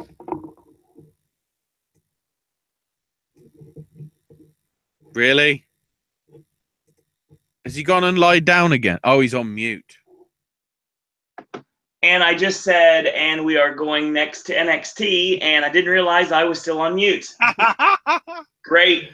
Right, I'm grabbing my dinner because this is always the time when I actually get a break. Yep, NXT this week, live from Full Sail, at least it was at the time. We start off with Johnny Gargano. He returns to the DIY music, but then it stops, and it turns from the DIY Tron and music to, in giant letters on the screen, Gargano and a brand new entrance theme. That was alluded to many moons ago. So Raul Mendoza, you noticed him, was one of the qualifiers in the Cruiserweight Classic last year. Good back-and-forth wrestling match. I enjoyed this match greatly. They traded roll-ups, and Gargano ends up getting the roll-up kick. And he hit the slingshot spear. So he sets up to deliver the finish. And Gargano ends up going for a lariat, gets countered in Sagiri, and he goes up top. Mendoza, I'm guessing he's going for a standing 450. Like basically a 450 with someone standing, like maybe going pseudo, maybe going for a Dragon Rana, maybe it's a possibility. Doesn't matter. Gargano catches him off the top and taps him out with the Gargano escape. Good stuff. We get highlights of last week's brawl between Sanity and the Office of Pain. They're going to face off at TakeOver Brooklyn for the NXT tag belts. We see Paul Ellering in the back. He says that they're going to write the chapter in Brooklyn, but until then, they'll be preparing. Here comes Asuka. She's got a microphone. She's like, I beat Ember Moon before, and I'm going to do it again. Ember's not ready. Ember comes out. I disagree. I am ready. The people know it, and you do too. And Asuka's like, you're not ready for me. So they have a stare down. Asuka offers a handshake. Asuka pulls her hand back, slaps Ember in the face, and Ember decks her with a forearm. So they start brawling, and Ember gets tossed to the outside. And Ember ends up using this opportunity to come off the top of the Eclipse and lays out Asuka to end the segment. Very well done between these two. Bobby Roode comes out deciding he wants some time to address some things that are going on with the company, but he does so backstage. He calls Roderick Strong basically trailer park trash. He says he proved he was the better man. He says you wanted to play the Bobby Roode lottery again, but you don't belong in my NXT. McIntyre, that's a different story. And maybe you're indeed a new man, and he wants a sit down with McIntyre next week, so we'll get that. He goes to leave. Roddy attacks him or tries to. They hold him back, and here comes William Regal. He says, Roddy says Bobby Roode disrespected his family, and he's going to do anything that Regal wants so he can get his hands on Bobby Roode once and for all. And he's like, the match in TakeOver is already booked. It's Bobby Roode and Drew McIntyre. So Roddy storms off. So I wouldn't be surprised if he gets involved in the finish of the main event TakeOver, trying potentially costing Roode the title, which would not surprise me at all. Street Profits debut next week. Then we get one of my favorites, Sonya Deville, taking on Jenna Van Muscles or Jenna Van Bemmel. This sucked. As always, MMA-style knee strikes, and Jenna goes for an avalanche in the buckles and gets pulled into a triangle choke, and that's it. Less I thought, this is better. Hideo Itami comes out. He was questioned about attacking Cassius Ohno. Itami's like, nobody's giving me any respect, and I deserve better. Why should I respect anybody? And Kayla says, you know what, we need to go to the ring. So Itami's like, yoink, grabs the microphone and heads to the ring himself. He's like, referee stops him. Referee's there. Mike Rome's there. Shout out. And there's this match going on next. It's like, Hideo just wants respect. He doesn't care who's coming out next. Lights go out. Here comes Aleister Black. They get up in each other's face. Hideo goes to bomb out, and then he charges in, and he gets laid out with Black Mass. Next week, No Way Jose takes on Andrade Cien Almas. And then the main event. Oh, my God. Aleister Black versus former Ring of Honor World Heavyweight Champion Kyle O'Reilly. And apparently, because I didn't realize this until looking at his tweet regarding this, type 1 diabetes sufferer. Yeah, didn't know that either. This match would have fit really well into the G1 in every way possible. Oh, don't remind me. So good. Papa David's right. Gave it nearly 13 minutes. Axe and Smash connects for a near fall. Kyle works the front chancery. So Aleister blocks the kick, and they both hit Yakuzas at the same time. And they knock each other kind of like dim-witted for a second. So Aleister starts striking away, and Kyle comes back. He goes for Axe and Smash again, and it gets countered with Black Mass out of nowhere. This match was really good. A lot of teasing here with Kyle going for Armageddon because he was working on the arm the whole match, and he teased the Brain Buster at one point as well, but Aleister was always one step ahead. And once again, Aleister Black remains undefeated, and he has defeated both members of Red Dragon since their debuts in NXT. Red Dragon 0, Aleister Black 2. Yeah, so it was interesting to see how this worked out because you had a very interesting dichotomy given the fact that I was mentioning the G1, and it was funny because Morrow actually mentioned Tanahashi and Okada by name when he did the commentary for this match, talking about rivalries, matches, like we talk about like Flair and Steamboat, like going through like the various wrestling feuds of pure wrestling. And definitely I concur. I want to see these two work again for sure.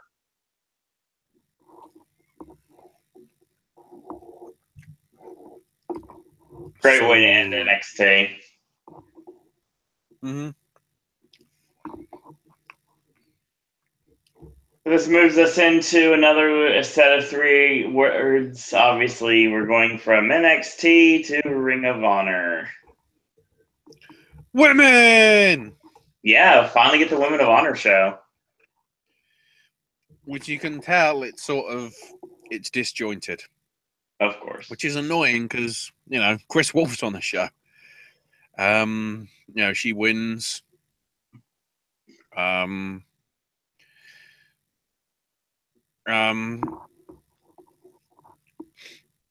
Also, it is worth noting that Ian Riccoboni was on commentary with Joe Koff. The boss of Ring of Honor. The boss of Sinclair, but, I guess the same thing.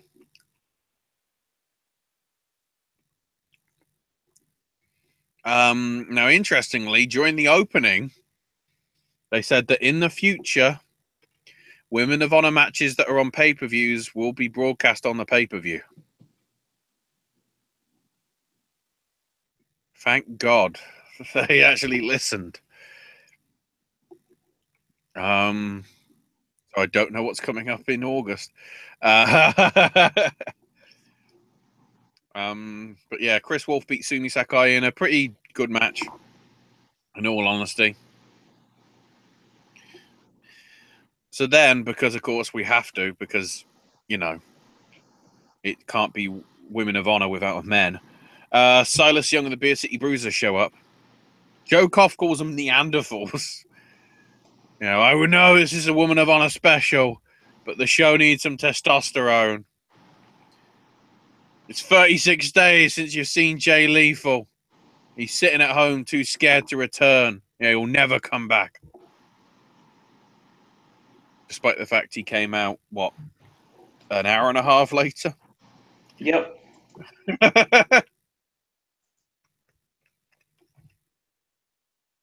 So then we get Mandy Leon and Jenny Rose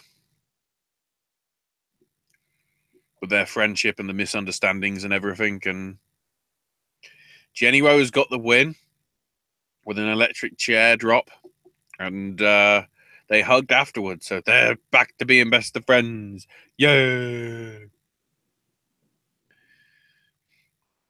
So then they recap the match that Deonna Purrazzo had with Kelly Klein that the referee basically didn't see, and then Karen Q winning via count out over Kelly Klein because of Deonna Purrazzo distracting.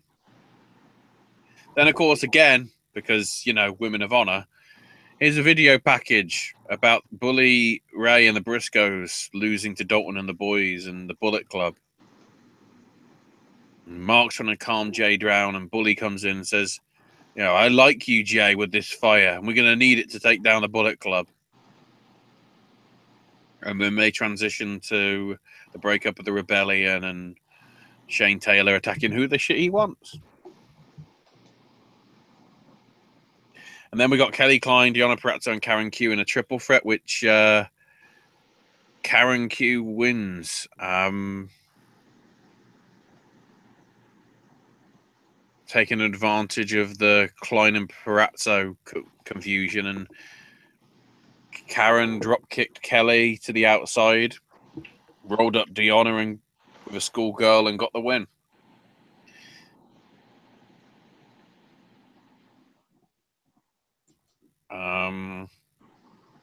But it's still proving like Kelly Klein is the top of the division, and everyone's trying to get the throne, if you will. The thing is, this is the first Women of Honor full show on television in a year, and you can sort of tell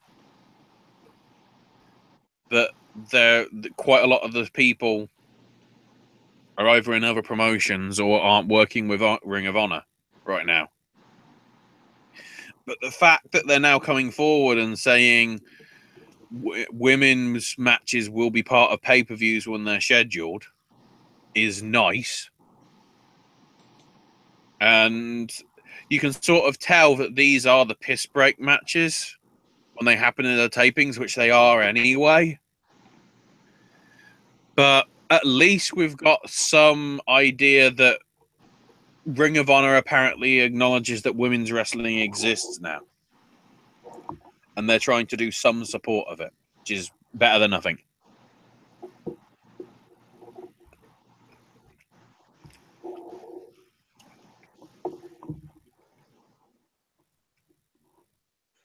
So we're now moving on to the big news. What's been going on lately? The continuation of the G1 Climax tournament in New Japan Pro Wrestling.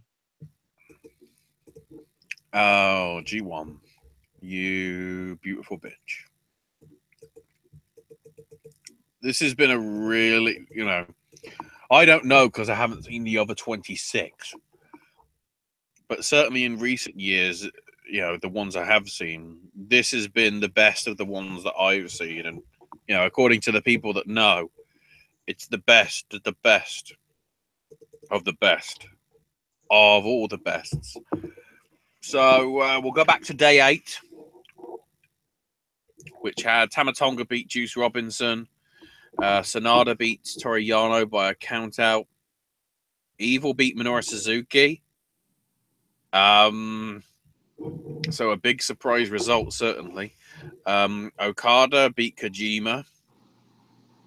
And then Elgin beat Omega.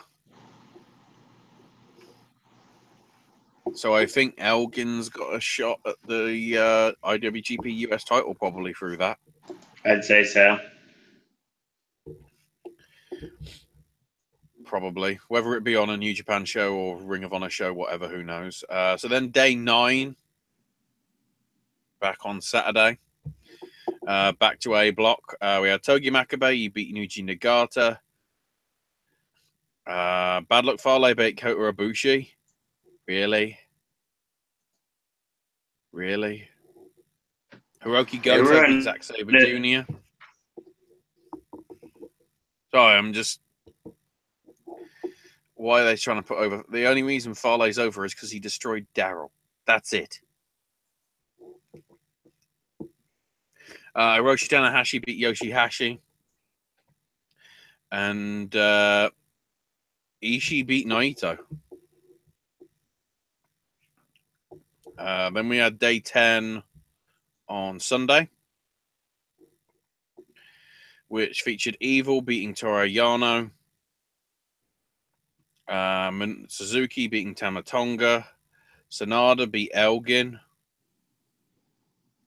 Omega beat Kojima, which was interesting because Omega apparently treated it as if it was a house show match because he came out in his house show pants, aka his Young Bucks pants. I think he borrowed off Kevin Owens. And apparently they got ripped. So ripped tights and shirts and whatever. And then Okada beat Juice Robinson in what was a very good match. Apparently. So then day 11, yesterday, Tuesday. We had Yoshihashi beat Bad Luck Fale. Zack Sabre Jr. victory over Makabe. Ishii beat Nagata.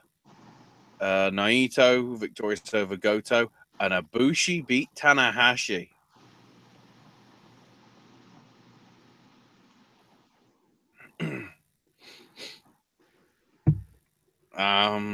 So that's got interesting. And then day 12 earlier today, we had Sanada beat Juice Robinson. Toru Yano beat Michael Elgin by DQ. So yeah, basically he low-blowed Elgin, but then fell to the floor himself and said that to the ref that Elgin low-blowed him. And the New Japan ref DQ'd Elgin, which means he can't win in the tournament. Gado, fuck off. Yardo, fuck off. So they wasted Seriously? Kenny's one loss in the G1 potentially Been wasted on a DQ finish with the comedy guy. That's ridiculous. Because I didn't expect Elgin to be in the hunt when we got to the final day. No. But the fact that he's been written out even before we've got to day, what is it? Even before we've got to day 16, which is the end of next week, is like, Christ. Because, you know, Elgin's got Suzuki and Evil. And even Juice Robinson on the final day. So it's like, he could have lost one of them to get knocked out of the thing. I'd have thought. Anyway. Suzuki beat Kojima. Okada beat Tama Tonga. And Kenny Omega beat Evil.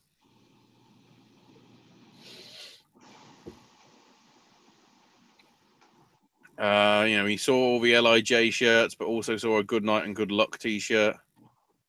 And says that G1 Climax 27 will be the first time a Gaijin's won the tournament twice.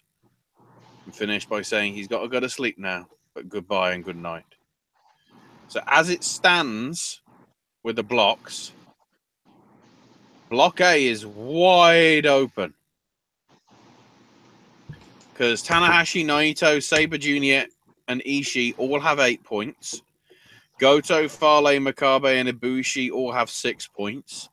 Yoshihashi has 4, but due to results against the guys above him, he's basically out. And Nagata hasn't won a thing.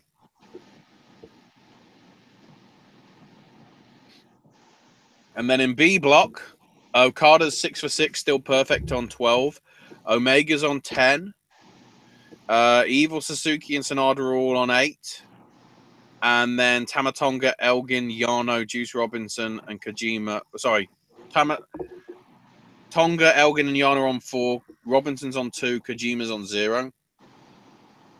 I believe as it stands, Elgin, Yano, Robinson, and Kojima are out. They are. And I think Tonga must be as well, because the most he can get is 10. So they're all gone. Yep. So half the bracket's gone there compared to the other one being basically 8 still being in contention. Obviously, that'll all get more interesting over the upcoming week because Block A's and B are having 2 matches apiece over the upcoming week. So on Friday, we've got Block A comprising of Ishii, Fale, Goto, Yoshihashi, Ibushi, Nagata, Tanahashi, Makabe, and Naito versus Sabre Jr. Then Block B on the Saturday features Omega versus Juice Robinson, Tama Tonga versus Toru Yano, Suzuki versus Elgin, Kojima taking on Sanada, and Okada versus Evil. Back to Block A on the Sunday, featuring Zack Sabre Jr., Yuji Nagata, Kota Ibushi, Yoshihashi, Goto versus Fale, Naito versus Makabe, and Tanahashi versus Ishii. And then next Tuesday, the 8th, back to Block B, it's Kojima, Tama Tonga, Elgin Evil, Juice Robinson, Yano, Omega versus Sanada, and Okada versus Suzuki. Before we head into the final weekend the following week. So I've got a feeling by this time next week, Omega and Okada will be all that's left in B block. And then looking at the A's, we've got Tanahashi, Naito, who are currently at the top together, and Ibushi and Goto, who are both on 6. So they could certainly obviously catch up. I've got a feeling we might be having, let's say, a 3 or 4-way tie by the time we get to next week, I would say. And then it will be all down to the matches that take place on the final weekend. But we'll see. All right. So that concludes our normal part of the show. And now we're moving on to news and results. Fuck everything. How strong Styler and King of Trios? You're welcome. I know you can't say fuck there, but Jesus, as soon as they were number 16 and the posts basically just said things just got real, I was like, yeah. And I swear the only reason this is happening is because WWE don't give a damn about the UK scene now that their competition doesn't exist. Yep. So I've got a feeling Strong Style are going far. Good bet. I don't think they're going to... I mean, they could win. Then that might be a bit too dick-sucky considering the promotion and the promotion that normally runs out that building and considering who co-owns it being in the match. But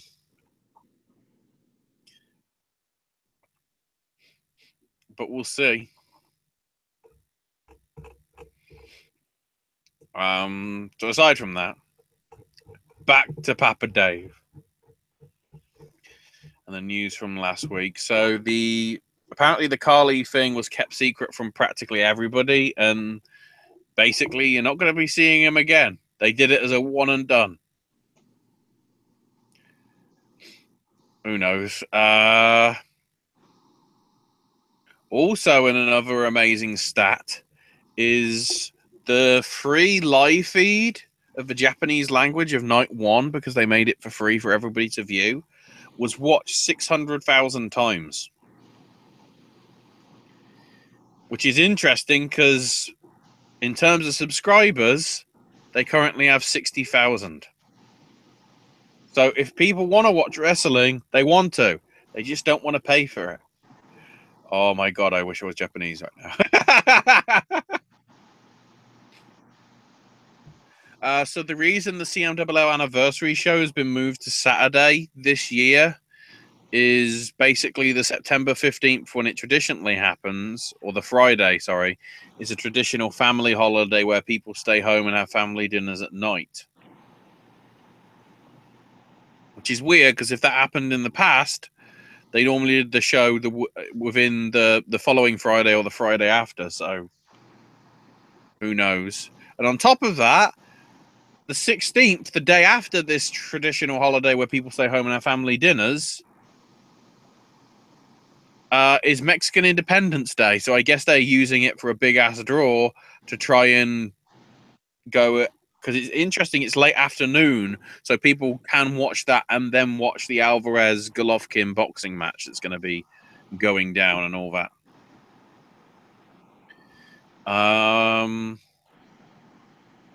The AAA broadcast over here in the UK that was on some channel which barely gets watched by anybody has already been cancelled.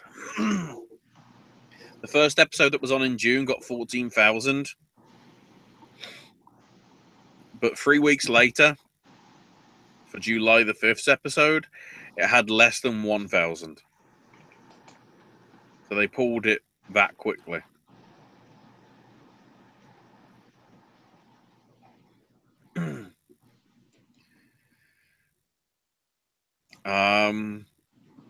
Basically, by the sounds of it, the reason why is because they aired it at 7 p.m., which makes sense. But the problem is you can't put wrestling to some extent on until 9 p.m. So the content that was in the show basically got complaints about it. So that's partially why it got pulled. There you go. So here's Vampiro being Vampiro again. Apparently there were AAA and Lucha Underground tryouts happening August 20th at a wrestling school in Brooklyn, with Quack and Vampiro going to be happening, and Vamp was going to be the judge and Quack's going to be the instructor. And that Vamp would choose the winner and they'd get a tryout either in AAA or Lucha Underground with a $200 sign-up fee.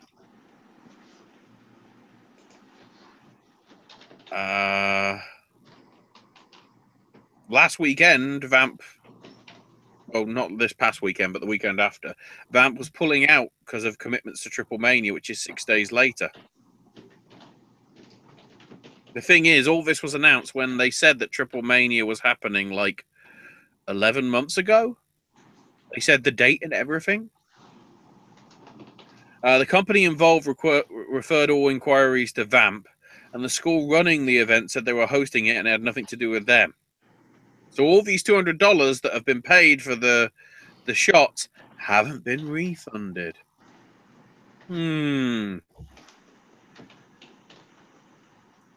So, I mean, who knows? And also, interestingly, Vamp says he's never got the money, even though, you know, the school running it saying it's nothing to do with them. It's Vamp's. Vamp saying it was the company that was doing it and it was them.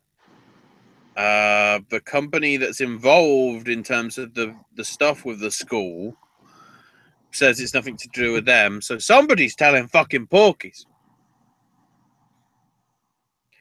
Sexy Star's fighting with her mask on, despite the fact she unmasked herself. Whatever. Oh, apparently with Magnus, they never offered him a contract. So it wasn't like they put an offer and he turned it down. They literally just wanted him in for those things.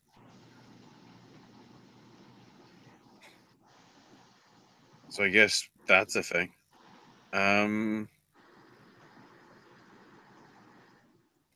Just seeing it off. Oh, okay, the reason why James Storm wasn't on the last tapings is apparently he did actually suffer a concussion during Slammiversary. Makes sense. That's why he was ruled out.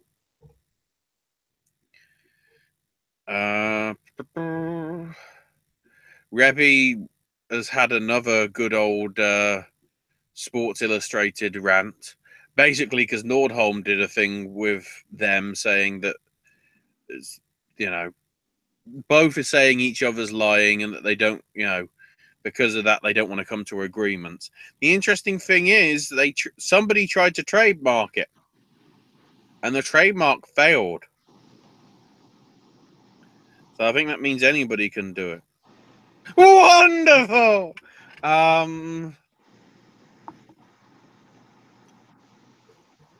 There might be other stuff, but I want to try and get through it quicker with the news. GFW cancelled its house show for this Sunday due to unforeseen circumstances and logistical challenges. That's neither of them is a reason. Apparently, they are still doing shows in St. James's this Friday. In Long Island, and then Staten Island and St. George's on Saturday. And if you've got tickets to the Bridgeport, Connecticut show, you can go to it, I guess, if you can make the trip. Apparently, Bailey's injured. Whether she is or not, who knows? They're making it out like she is, but we'll see. Jason Jordan's apparently now doing family photos with the angles. Christ. Yeah, I saw that. That was random. Apparently, Dana Brooke might be joining Titus Worldwide because of reasons. So Ring of Honor put out a statement saying that Kenny was defending the IWGP US title on their show in October. Now they're saying, no, he isn't. Methinks they announced it too early. Oh, we actually have a statement from Hiromu Takahashi on Bad Luck Fale killing Daryl. Do you find that kind of thing funny? Is it a joke to you? You see that kind of thing? Laugh along, ha ha ha ha. Because if you do, I'm sorry. I want nothing to do with you. I have no room for cruel, barbaric people in my life. If you got caught up in all that, if you sick people enjoyed that, Please forget about me and forget about poor Daryl. If you truly love me and Daryl, then I'm here for you. Talk shit, get shot. So next weekend's Progress show has got fucking interesting. Pete Dunne's defending the Progress World title. Sorry, no, not even the Progress, the WWE UK title against Jack Gallagher. And the Progress tag belts will be on the line as Seven and Bait take on Travis Banks and TK Cooper, the South Pacific Power Trip, who are back, which we'll get to. That was crazy. And then there was a really interesting thing with Joey Janela tweeting a couple of messages basically saying how he was at a house show and his wallet got pinched. And they looked at the security footage and apparently it was Devon Moore. And he showed him the footage and denied it. Denied it was him. And Joey showed it to his friends and Devon's friends, and they're apparently shocked. So Joey seems to implying that Devon must be having some sort of addiction issues. And apparently because of this, and because of obviously the proof that he's got with the footage, apparently Devon might be blackballed from a lot of shows until, it's basically he's either clean or at least getting some sort of consultation and rehab for whatever issue that he's got going on. So, yeah, some interesting stuff there, certainly. John Cena's in Bumblebee. What? Christ. WWE and Mattel have come to terms to a new deal, which means Mattel are the exclusive toy license in America through to 2021. Kairi Sane suffered a concussion and a neck injury at the Mae Young Classic a few weeks back, but apparently she will be ready for when we get to, is it September? Mid-September, I think, for that. And then also, because this is pretty important, Montreal, their house show coming up this Friday, features AJ versus Kevin Owens for the US title and Jinder Mahal versus Sami Zayn for the WWE title. We know Sami ain't winning, but hey, that's Canada for you.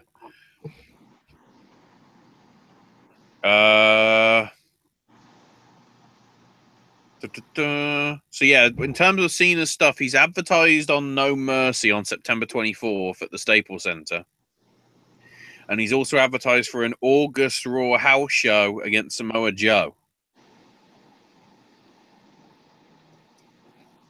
So who knows? WWE has trademarked Taboo Tuesday.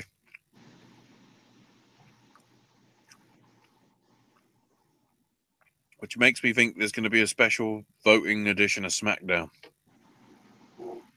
Probably.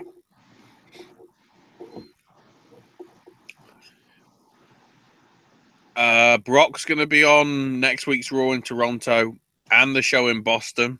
And at least at this point, he ain't on for the Barclays Center after SummerSlam. So I have to see what happens there. Taya Trinidad is Zelina Vega. That's her name now. 2K18 is going to have a Cena Collector's Edition called Cena Nuff, apparently. It will have various playable versions of Cena, various playable versions of Rob Van Dam, and various playable versions of Batista, along with the Kurt Angle stuff that they've already sort of announced. They're also going to have a Cena action figure and a photo autographed by Cena and a part of the canvas that the match back at, was it Rumble when Cena won the 16th title? Yeah, wasn't it? Yeah. Skip Chasson, the El Rey Network's chief creative officer, says that things look good for Lucha Underground being renewed, but where they're putting it on their schedule, we'll see. Mike Canales tweeted to somebody who called him a joke in Impact. He said, well, the difference is I get paid now. And, of course, Matt Hardy says, it's truly delightful to get your check every week on time without having to chase it down for months. Sick burn. And in terms of the financials that came out last week, record revenue and an upturn in profits compared to the Q2 for last year. The big key was less spending on the network. So spending was 1.2 million for the quarter instead of 8.3 million a year ago. Actual subscribers are apparently up 4%, but the number of cancelled is also the largest in the history of the network. Television also increased in profitability, and it's still TV and live shows that carry things, apparently. Live event profitability was down, even though business was steady. North American shows were slightly up in attendance when you factor out the WrestleManias. Basically due to the increased number of pay-per-views, which have bigger attendances and everything. And of course, there was less information as possible, as usual. Vince praised Triple H's work with the women's division and how quarter-hour numbers show how fans are responding better to the women. And are also doing localized versions of WWE shows for Middle East and India as well, because they're pushing that. They're certainly trying to get more of a presence on Facebook, because there is a rumor that WWE Raw and SmackDown might be exclusive to Facebook if the money's right and everything. No details about the UK TV show either from that. So in terms of the network numbers, it's slightly up to where it was last year, but it gained 625,000 new paying subscribers and lost nearly 500,000. Oh, sorry, that was last year. Interestingly, this year they gained 598,000 new paying subs and lost 604,000. So a net loss, sort of. Home entertainment was down 10% in profits. Digital media had 1.4 million in profits, so a stronger quarter than before in the last few, either last year or the last few quarters. And while venue merchandise was down a heck of a lot, licensing and revenue from WWEshop.com was high up. Oh, and also Portugal's perfect athlete, Shana, became Stardom High Speed champ a week or so ago. So congrats to her. I think from what I remember as well, seeing from the Stardom stuff, Vipers joined Io Shirai's stable now via a dancing thing, or dancing happened afterwards. Who knows? So this past weekend and this coming weekend's results and shows. So Lucha in the 6, Lucha Toronto, whatever you want to call it, the plancha tendencies. We have Mike Orlando win the 5-way scramble, along defeating Chai Punk. I guess that's it. Argus, Hermit Crab, and Holden Albright. The Fraternity became the new Royal Canadian Tag Champs, beating the Super Smash Brothers. Jesse Amato retained the Death Proof title over Matt Cash, Sean Mayo, and Warhead. So I guess John Greed wasn't in there. Sonny Kiss beat Carter Mason. ACH victorious over the Space Monkey.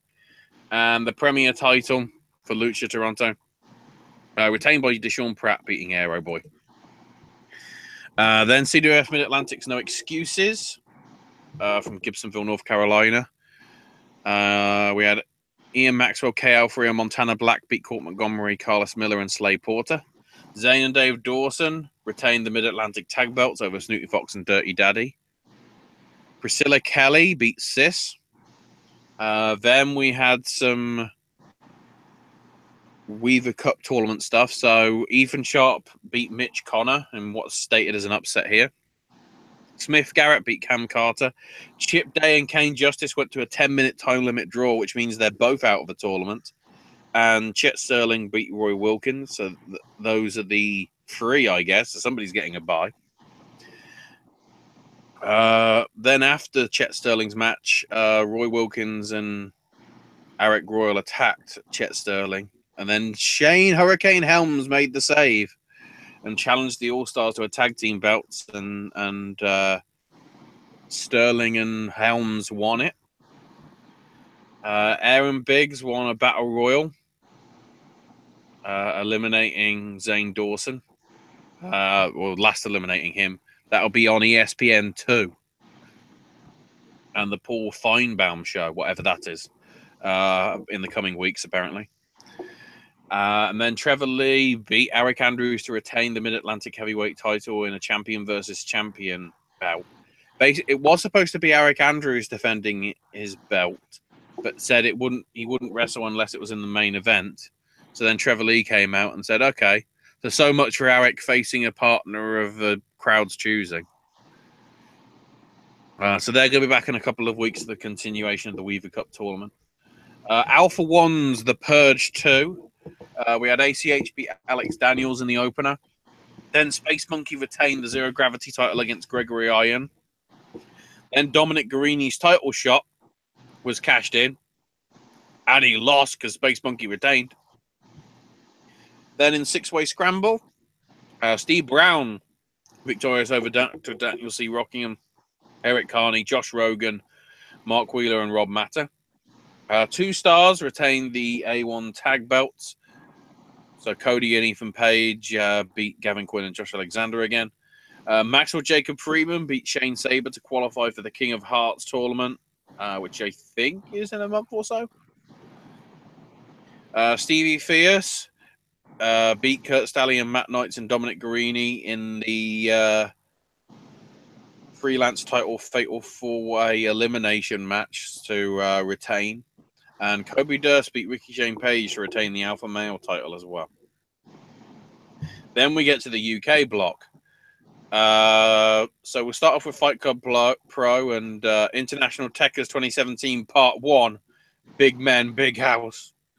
Apparently, before the stuff was going on, Spud was getting some in-ring training from Low Key. And then the dark match was Mandrews beating Elijah. What was that dark match? So Mark Haskins beat Kyle Fletcher via submission. Jordan Devlin won the freeway, beating Spud and Mark Davis. CCK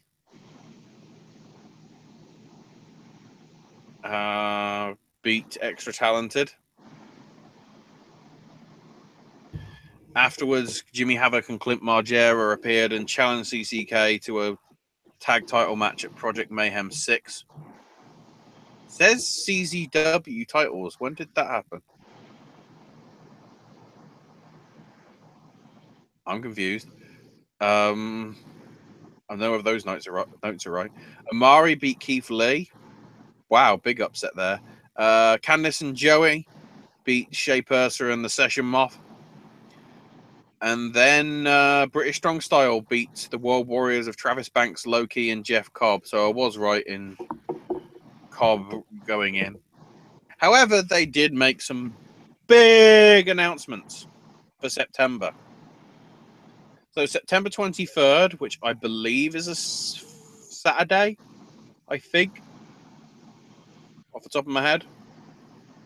There's a show called The Fighting Revolver, because it's being co-produced, sort of, I guess, with Pro Wrestling Revolver. So with that, it'll be British Strong Style versus the Chris Brothers and Sami Callihan. But the night before, I don't know whether Owen's seen this and whether Owen's here. Owen, you're awake, aren't you? Oh, Christ.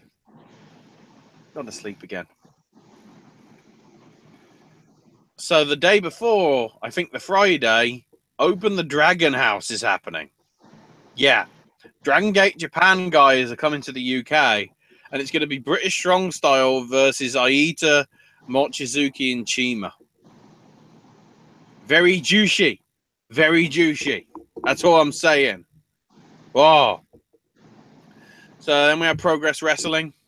Fate Loves the Fearless from the Electric Ballroom.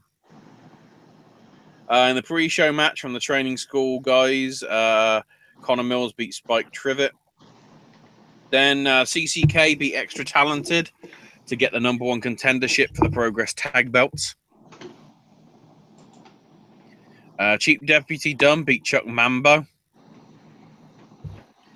James Drake and Zach Gibson beat Never Say Die. Apparently the debuting Never Say Die, at least chapter debut anyway, didn't do too bad.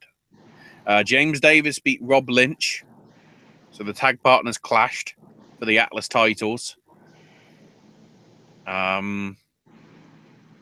So Davis will get the shot at Walters down the line. So afterward, Lynch announced that this was his last match for Progress and he's retiring in October to sort his health and his life out. Davis responded to this by beating the shit out of him, hitting him so hard with the cricket bat broke in half, and said he's leaving Lynch because he's a loser and that both his fiance and his father had left him and he's, Rob was holding him back. So they booed the shit out of him and cheered Rob Lynch the hell out of him. So then we had Pete Dunne beat Jack Sexsmith. Sexsmith got a standing ovation for his efforts and apparently it's said to be a very good match. Toni Storm retained the Progress Women's title, beating Candice LeRae. Then Trent Seven and Tyler Bate beat Jimmy Havoc and Mark Haskins to retain the tag belts. The interesting thing that happened here is basically Pete Dunne came out holding Mark's wife hostage. And when Mark went to go after Dunne, Seven low-blowed Havoc and they retained the belts. So then afterwards, Jimmy blamed Mark for basically losing the match and they started brawling. And the locker room emptied and they couldn't split them apart. And even Flash Morgan Webster, the friend of both of them, tried to get them to, understand what was going on. But, and Flash said that British Strong Style was making Haskins and Havoc fight with each other rather than fighting against them. And then the main event, Keithley beat Travis Banks. Of course, thanks to Dunn and his sledgehammer coming out to distract Banks, allowing the Ground Zero to be hit. So then Seven and Bate came out to attack Banks from behind and Dunn joined in. CCK tried to make the save, but they both got laid out with sledgehammers. And Bate and Seven were getting Banks ready for the sledgehammer shot directly from Dunn. And then TK Cooper and Dahlia Black came back to apparently the loudest pop in Progress history. Because basically they had to leave and go back because of the visas being expired. Oh, look, they got new visas, made the save, and that's now obviously led to the match being set up for the Progress New York show.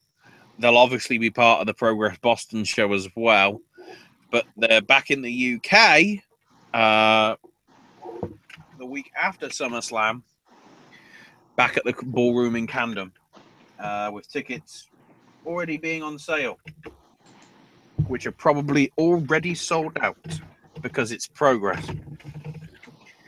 So next up, ICW Shug's House Party 4, both days covered here.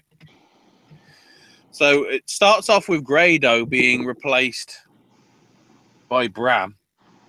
So I don't know if a Grado no-showed storyline-wise. I don't know.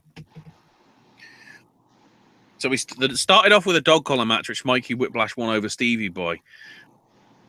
So that afterwards, Whiplash tried to put Stevie in a coffin, but then Jimmy Havoc showed up out of it and said at Fear and Loathing 10, it's going to be Mikey Whiplash, Stevie Boy, Chris Renfrew, and Jimmy Havoc in a 4-way death match.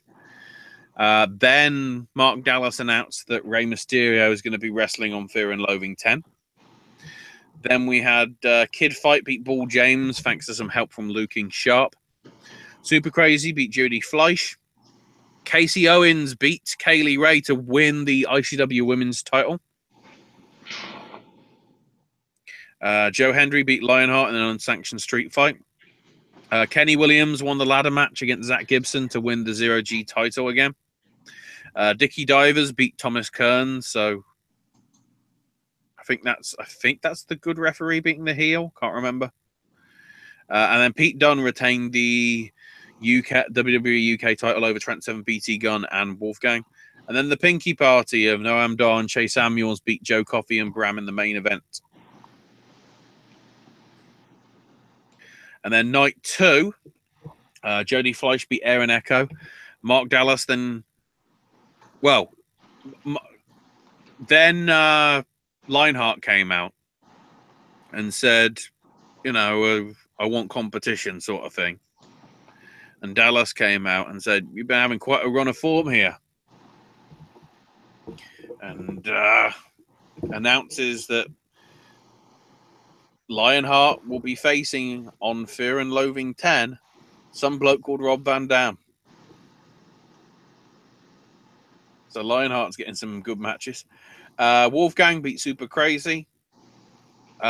BT Gunn beat Kenny Williams by a submission to win the 0G title. So changed hands twice in the space of 48 hours. DCT and Adam Shame beat Davey Blaze and the Wee Man by a submission in the Kiss Me Arse match. So I'm guessing arses were kissed. Then we had Chase Samuels beat Grado, which became a loser leaves ICW match. So I guess Grado's gone. I don't know forever. We'll have to see. I guess it makes sense because if ICW people, if it's only going to be people not associated with Impact, realistically, Grado couldn't be on it, I'm guessing. So I don't know whether this is more towards the fact that their stuff is going to be on sooner. We'll have to see. The scheme wedding between Ravy, Davey, and Martina was crashed by Bram, who attacked everybody. And then Ravy Davey beat Bram, so what a great attack. Casey Owens retained against Kaylee Ray in the rematch for the women's title. Polo Promotions beat Mike Bird and the Wild Boar, the Marauders. So Polo Promotions do get a tag team title shot. I'm sort of guessing probably Fear and Loathing 10, more than likely. And then Joe Coffey retained the world title against Jack Jester in a steel cage. I don't know what happened. Probably shenanigans. So Beyond Wrestling, their doubleheader card. So the matinee card from Sunday. We have Brian Malonis beat Ace Romero, Josh Briggs victorious over Kanzagami. Tracy Williams beat Mikey Webb. In the 3-on-2 handicap match, Mike Werner and Ryan Gallione with Dan Barry and Rex Lawless beat the Secret City Soldiers of Chris Pyro, Davey Cash, and Anthony Stone. Jay Freddy beat Rory Gulak. Filthy Tom Lawler victorious over Bobby Fish. And Brandon Watts beat AR Fox. And then the American Rana show itself started with Team PAWG beating the Doom Patrol. And then afterwards, Dickinson cut a promo thanking Beyond and the fans with his parents being ringside. So is Dickinson leaving? I don't know. It seems a bit unclear. Jonathan Gresham beat Brian Cage. John Silver beat JT Dunn. Chuck Taylor beat Swoggle in the TLC match, thanks to Trent's distraction and Chuck's schoolboy while holding the tights. There was also interferences from Massage MV, Johnny Cockstrong, Dick Justice, and Stan Styles during this one. EYFBO beat the Lucha Brothers. EYFBO said the fans wouldn't told the fans that they wouldn't be on TV if it wasn't for their support. And then the Lucha Bros caught a promo saying that they'll be back and they want a rematch. David Starr beat Donovan Dijak. Thank Dijak for raising the New England wrestling scene after Biff left. And then Dijak says that his final match in Beyond will be the August 13th show. And he'll be against Walter. Or Volta, whatever you want to call him. So that's the show that's the double header with the Progress show in Boston. So that should be good. Roppongi Vice bit the Hit Squad. And then the main event, Joey Janela beat Matt Riddle with a crossface.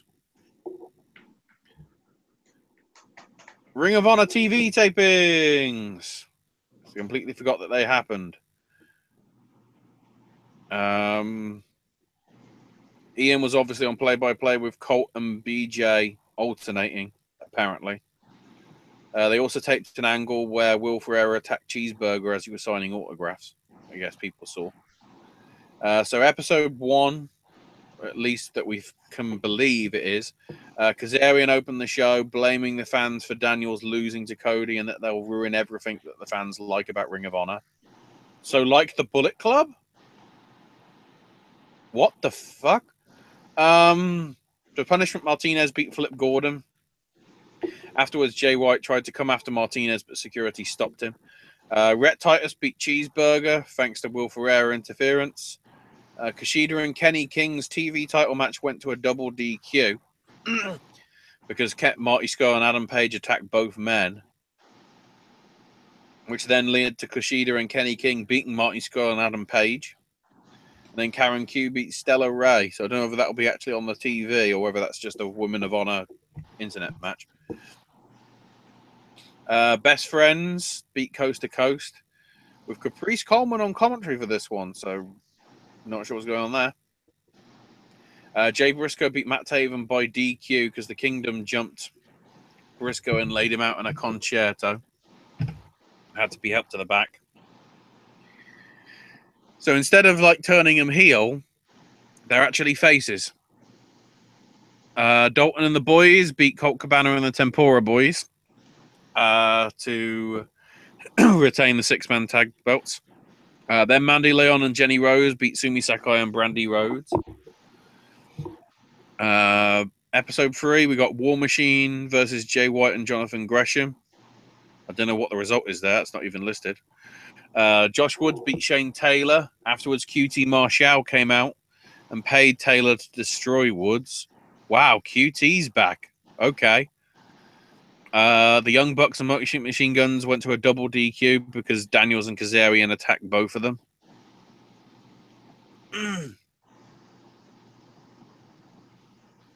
And then Kelly Klein beat Deonna Purrazzo thanks to a Karen Q distraction. So that continues. Then in a no DQ match, Jay Lethal beat the Beer City Bruiser. Lethal destroyed the Bruiser's knee with a chair and made him tap to the figure 4. Will Ferreira won a squash match against somebody with a tornado DDT. And then Cheeseburger challenged him to a match next week. That wasn't taped, so I guess that'll be on the next tapings. Or possibly on the pay-per-view. They might stick it there. Who knows?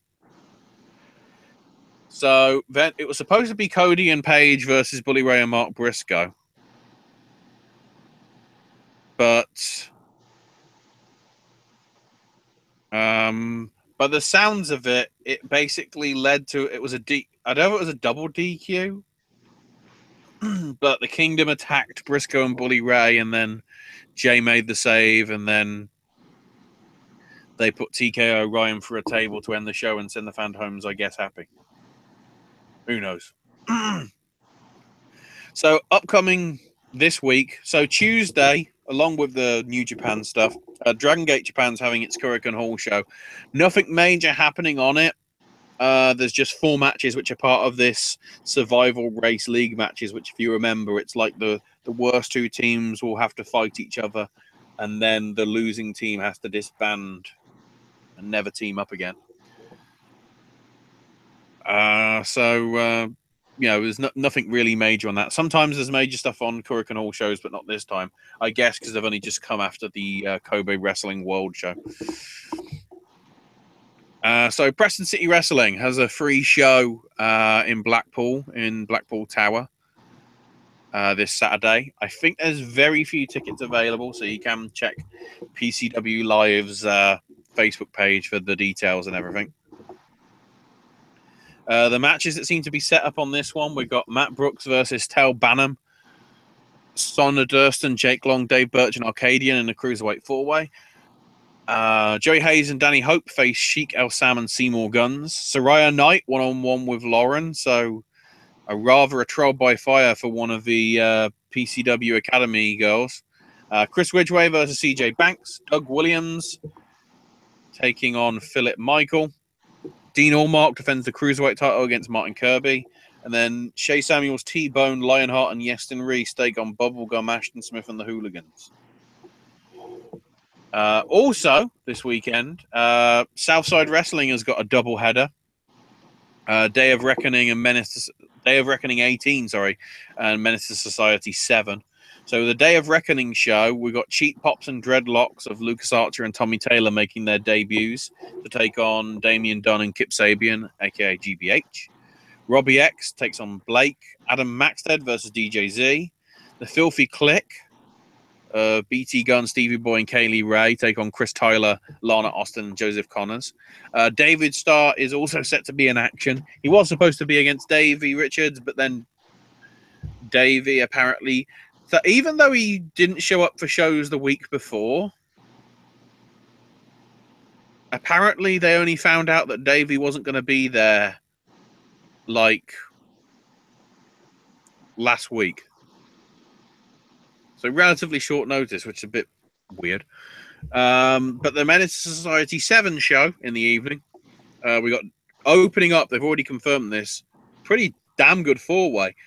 David Starr, Flash Morgan Webster, Gabriel Kidd, and DJ Z. We've also got Joseph Connors taking on Bram, who's replacing Davey, because that was supposed to be the match. Bubblegum faces Big Grizzly. The Filthy Click of BT Gunn and Stevie Boy up against Chris Tyler and HC Dyer. Tag team title match with GBH defending against Hubba Bubba Lucha in a tag team tables match. Team GBH of Kip Sabian, Adam Maxter, Damian Dunn, and a new member yet to be revealed take on Team Hop of Duke and Visage, Johnny Concrete, and Blake. Sue Young makes her debut, taking on Kaylee Ray, and then Billy Gunn versus Paul Malin. So a veteran versus a veteran there. And then Sunday afternoon into the evening, Southside Wrestling's Retribution 8. Billy Gunn's on this one as well. This time he's taking on Big Grizzly. We've also got a 6-way with Stevie Boy, Gabriel Kidd, Robbie X, DJ Z, Flashman Webster, and Bubblegum. El Ligero one-on-one with David Starr. The Hunter Brothers make their return to Southside, taking on GBH of Sabian and Dunn. We've got a women's 4-way with Kaylee Ray, Lana Austin, Sue Young, and Soraya Knight. Chris Tyler one-on-one with HC Dyer. Rockstar Spud faces Alex Gracie. And BT Gunn puts the Southside heavyweight title up for grabs against Joseph Connors. And this Sunday as well, in the evening, Rev Pro has got its next Live at the London Cockpit show, the 19th edition. On this one, so far confirmed, and that's probably all we've got because it's 7 matches. Carl Fletcher versus Mark Davis, Chris Brooks versus Eddie Dennis, Dahlia Black versus Ginny, Curtis Chapman taking on Lord Gideon Gray, a 6-man with Luke Phoenix, Shah Samuels, I keep saying Shea, Shah Samuels and Ryan Smile versus the team of Zach Gibson, Josh Bodom, and Rob Lewis. El Phantasmo taking on Jay White, and the main event, the War Machine of Rowan Hansen face Kid Lycos and Travis Banks of CCK. Defy Wrestling tomorrow in Tacoma, Washington. Defy 6 with the Crash. I think there's some tickets still available. Rebel Cow will be making her debut at this show. Also making their debuts in a match, Cat Power will face Desi Dorata. Mike Santiago faces Flip Gordon. Jeff Cobb will go one-on-one with somebody because it was supposed to be Jack Evans, but Jack Evans has had to pull out due to unforeseen circumstances. I haven't really specified why. The Sexy Mexies versus the Cunninghams match has now become a 6-person intergender match. So it's Sonico, Luchador, and Ave Rex, now with La Avispa, taking on the Cunninghams with Kate Carney. Derek Drexel and Batboy face King Clash and Cart Connors. And then the main event, the rematch for the Defy title, Shane Strickland defends against Leo Rush before he goes off to the E. And I don't know which one at this rate. AAW's Jawbreaker coming this Saturday in LaSalle, Illinois. So on this one, we got a 6-way with Cody Rice, Brett Kakaya, Myron Reed, Jake Something, Eric Cannon, and Yuntai Miller. Mark Hartenbauer, 1-on-1 with Bucky Collins. Alex Daniels and Davey Vega, the besties, face Paco and Ace Perry. Chuck Taylor, 1-on-1 with Vander Everett. We've got Brew Baker taking on CJ Esparza. ACH versus Matt Fitchett. Bob Holly versus Keith Lee. That's happening. Now, with the women's tournament, they've announced that they're doing a women's tournament to crown a first women's champion. The 8 that aren't even in matches yet for upcoming shows is already a big list because you've got Rachel Ellering, Sue Young, Veda Scott, Kylie Ray, Delilah Doom, Allison Kay, Britt Baker, and Candice LeRae. Probably rhymed.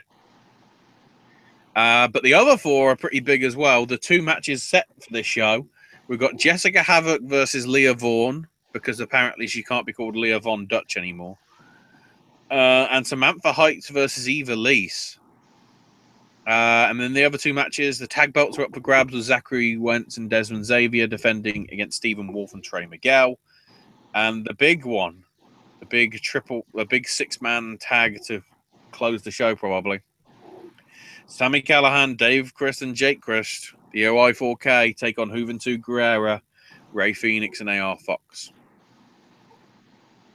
Tickets start from 15 and go up to 25. More details at AAW's Facebook page and also AAWpro.com.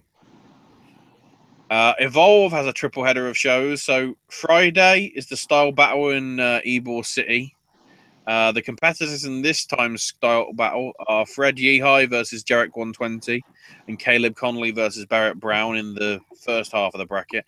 And on the second half, it's John Schuyler versus Thomas Sharp and Chip Day taking on Ethan Case. As usual, there'll be a fray as well. So that'll all be going down. FIP.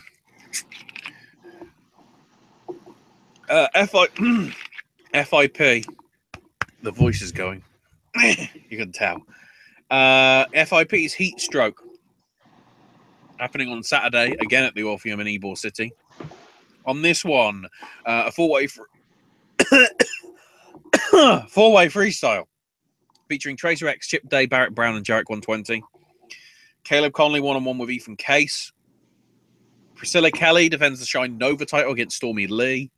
John Davis puts the Florida Heritage title up for grabs against John Schuyler. The Hooligans defend their tag belts against the Ugly Ducklings. And Fred Yehai, the FIP World Heavyweight Champ, takes on Martin Stone. Will we have a retain? Will we have a new champ? We'll see. And then not in Ybor City, but this time in Port Richey, Florida, ACW, American Combat Wrestling, is having a show. I think tickets are like $15 to $25. On this one, we've got Mitch Mitchell and Francisco Chiazzo versus Dante's Inferno. Sideshow, defends the combat title against Chip Day. The tag champs of State Line defend against the Precipice of Chance. Troy Hollywood puts the Cruiserweight title up for grabs against John Cruz. Rhett Giddings and Jake Jones go 1-on-1 in a grudge match. And then in a fallout from ACW Pride, Saeed Al-Sabah takes on Stephen Frick. Also set to appear, Paro, the heavyweight champ, the women's champ, Jenna, Drennan, Snoop Strikes, Irish Jack, and many more. And then we get to the bigger two, arguably, of the week. So Wrestle Circus has the Cody Rhodes Summer Show. So somehow I think Owens going to try and watch Twitch, I think, on Saturday, aren't you? It's a possibility. I mean, the weather's not supposed to be great around here, and I don't have any plans. I'm off work. Yeah, probably so, actually. From Austin, Texas. So they got the Lance Hoyt Open Challenge, which apparently is now, rather than being an open challenge to whatever, it's Lance Hoyt just facing people. Melissa Santos is going to be there as well, and Leva Bates. And Gentleman Jervis is definitely going to be there because he's part of the first match. I don't know if it's the first match on the card. But it's him managing Space Monkey and the Super Beetle to take on Ethan Page and JC Rez, with the heel Austin the Ref managing the other side. Rachel Ellering takes on Christy Janes to determine the new number one contender to the Lady of the Ring title. Brian Cage, Angelico, Flip Gordon, and Jordan Lennox are going to be in a four-way. And what's being advertised as a Styles Clash, we've got JT Dunn versus Sammy Guevara. Tessa Blanchard puts the Lady of the Ring and the Sideshow titles both up for grabs against Lufisto. Roppongi Vice defend the tag belts against Adam Cole and Britt Baker. I don't know whether they might change there, considering as it stands, Adam Cole seems to be just free agent doing what he wants, possibly. And then we've got Kevin Condren versus Brandy Rhodes. And if Condren wins, the match between Cody Rhodes and Scorpio Sky becomes a Ring of Honor World title match. I don't think the title's going to change. Otherwise, Joe Koff might be pissed. It is worth noting, though, after that match, Cody's boots that he will have actually just worn will be auctioned live, with all the proceeds going to Austin Pets Alive. My question is, can we bid live on Twitch via Twitch money and donations? Because if so, I see somebody on Twitch probably getting it. Not me, but I just see that. We'll have to see. Sold out in terms of tickets, so the only way you can catch it is over on twitch.tv/WrestleCircus. Tip your wrestlers, tip the company. They don't have to put this out for free for you, but they are, subs to the channel. I know they often do replays day after day, really, just on loop on their channel. So you get some wrestling on there no matter what. That's pretty nice. And then Shikarasaurus Rex comes back with Flesh and Stone, because Doctor Who. At the usual home of the Wrestle Factory, I think. Should probably check that. ShikaraPro.com. Make sure I've got the right venue, because I don't want you going to the wrong place, because that would be awkward. I can run through the matches, though, while I get that. Officer Warren Barksdale and Des Peloton take on Hermit Crab, Cajun Crawdad, and Sloan Caprice. I guess in a partial sort of preview for what's to come, possibly with King of Trios next month. Missile Assault Man takes on the Whisper. Whisper sacrificing his 3 points, interestingly, for that. Razorhawk defends the Young Lions Cup against Everett Connors. Dasher Hatfield takes on Murloc, with Murloc nearly at the 3 points that he needs. Fire Ant, Icarus, Solo Darling, and Travis Huckabee will face Oleg, Kobold, Cornelius Cromwells, and Sonny Defarge. Again, probably to preview King of Trios. And the main event.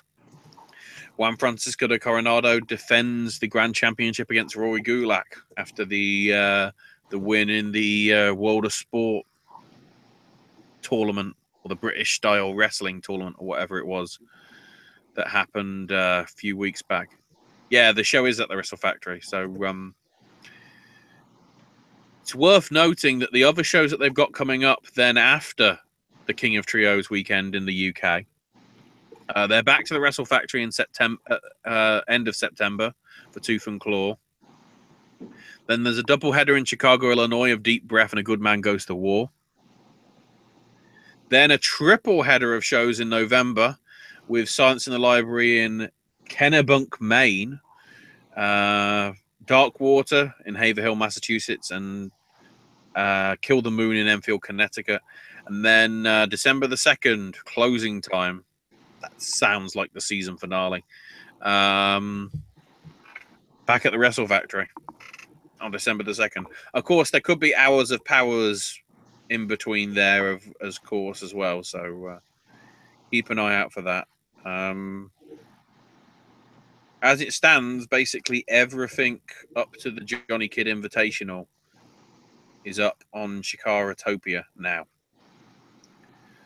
If you want to catch it. Which I've heard was a pretty good show. And that's your lot. For this week, at least.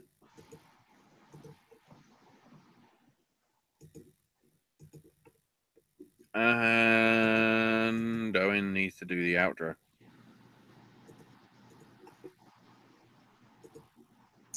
Okay, this is awkward. Owen, we're finished. We are good to go then. Yep. So, oh, thank God, there's no pay-per-view. Oh, thank God. And I got to work in 5 hours. So, follow the network on Twitter at Popcast Network. Check out my Twitter at Sir Owen Disney. Ashley, where can we meet you? Where can we follow you on social media? If you meet me, run the fuck away. But I'm on Twitter. I'm on Twitter at Ash is my name UK. Someday we'll get those passport situations worked out and get you over here. Well, it involves money. It'll happen one You're day. not going to give it. Yeah. Well, someday. Someday it will happen. Worlds won't collide. Indeed. Or something. So that's going to be your show tomorrow, or should I say later tonight. Sip and Snack will be returning. Friday, AJ's Movie Reviews presents Versus. So Versus is going to be coming your way. AJ's Movie Reviews is coming your way on Saturday of The Dark Tower and other assorted films. We are going to continue the multiple movies in one video. Gaming with Ash returns, and Ashley content returns on Sunday and Monday, so stay tuned for that if you're an Ashley fan. And Halloween Horror Nights fans, get ready, because today there's supposed to be something big going on. It's anyone's guess if it's going to be something original, something that you know and like, or something completely out of left field. I guess you're just going to have to wait and see. But all I can guarantee one thing, by the time this day is over, Halloween Horror Nights 27 will be quite legendary. So in the meantime, if you like these videos, tell your friends about them, leave a comment, do subscribe, help spread the word about Popcast Network. Click like on our Facebook fan page. And as always, in a world where there are a billion wrestling podcasts, we're very pleased that once more this evening you have chosen a podcast. Thanks everyone for watching. Thanks everyone for listening. And in the insert number here, let's say Hunger Games of going to Hot Topic either in person or online to get your Bullet Club merchandise, may the odds forever be too sweet in your favor. And until tomorrow, boys and girls, that's all we got to say about that. Oh my God, Entertainment Weekly love the Twin Peaks inspired fashion files. Yes, it's mainstream.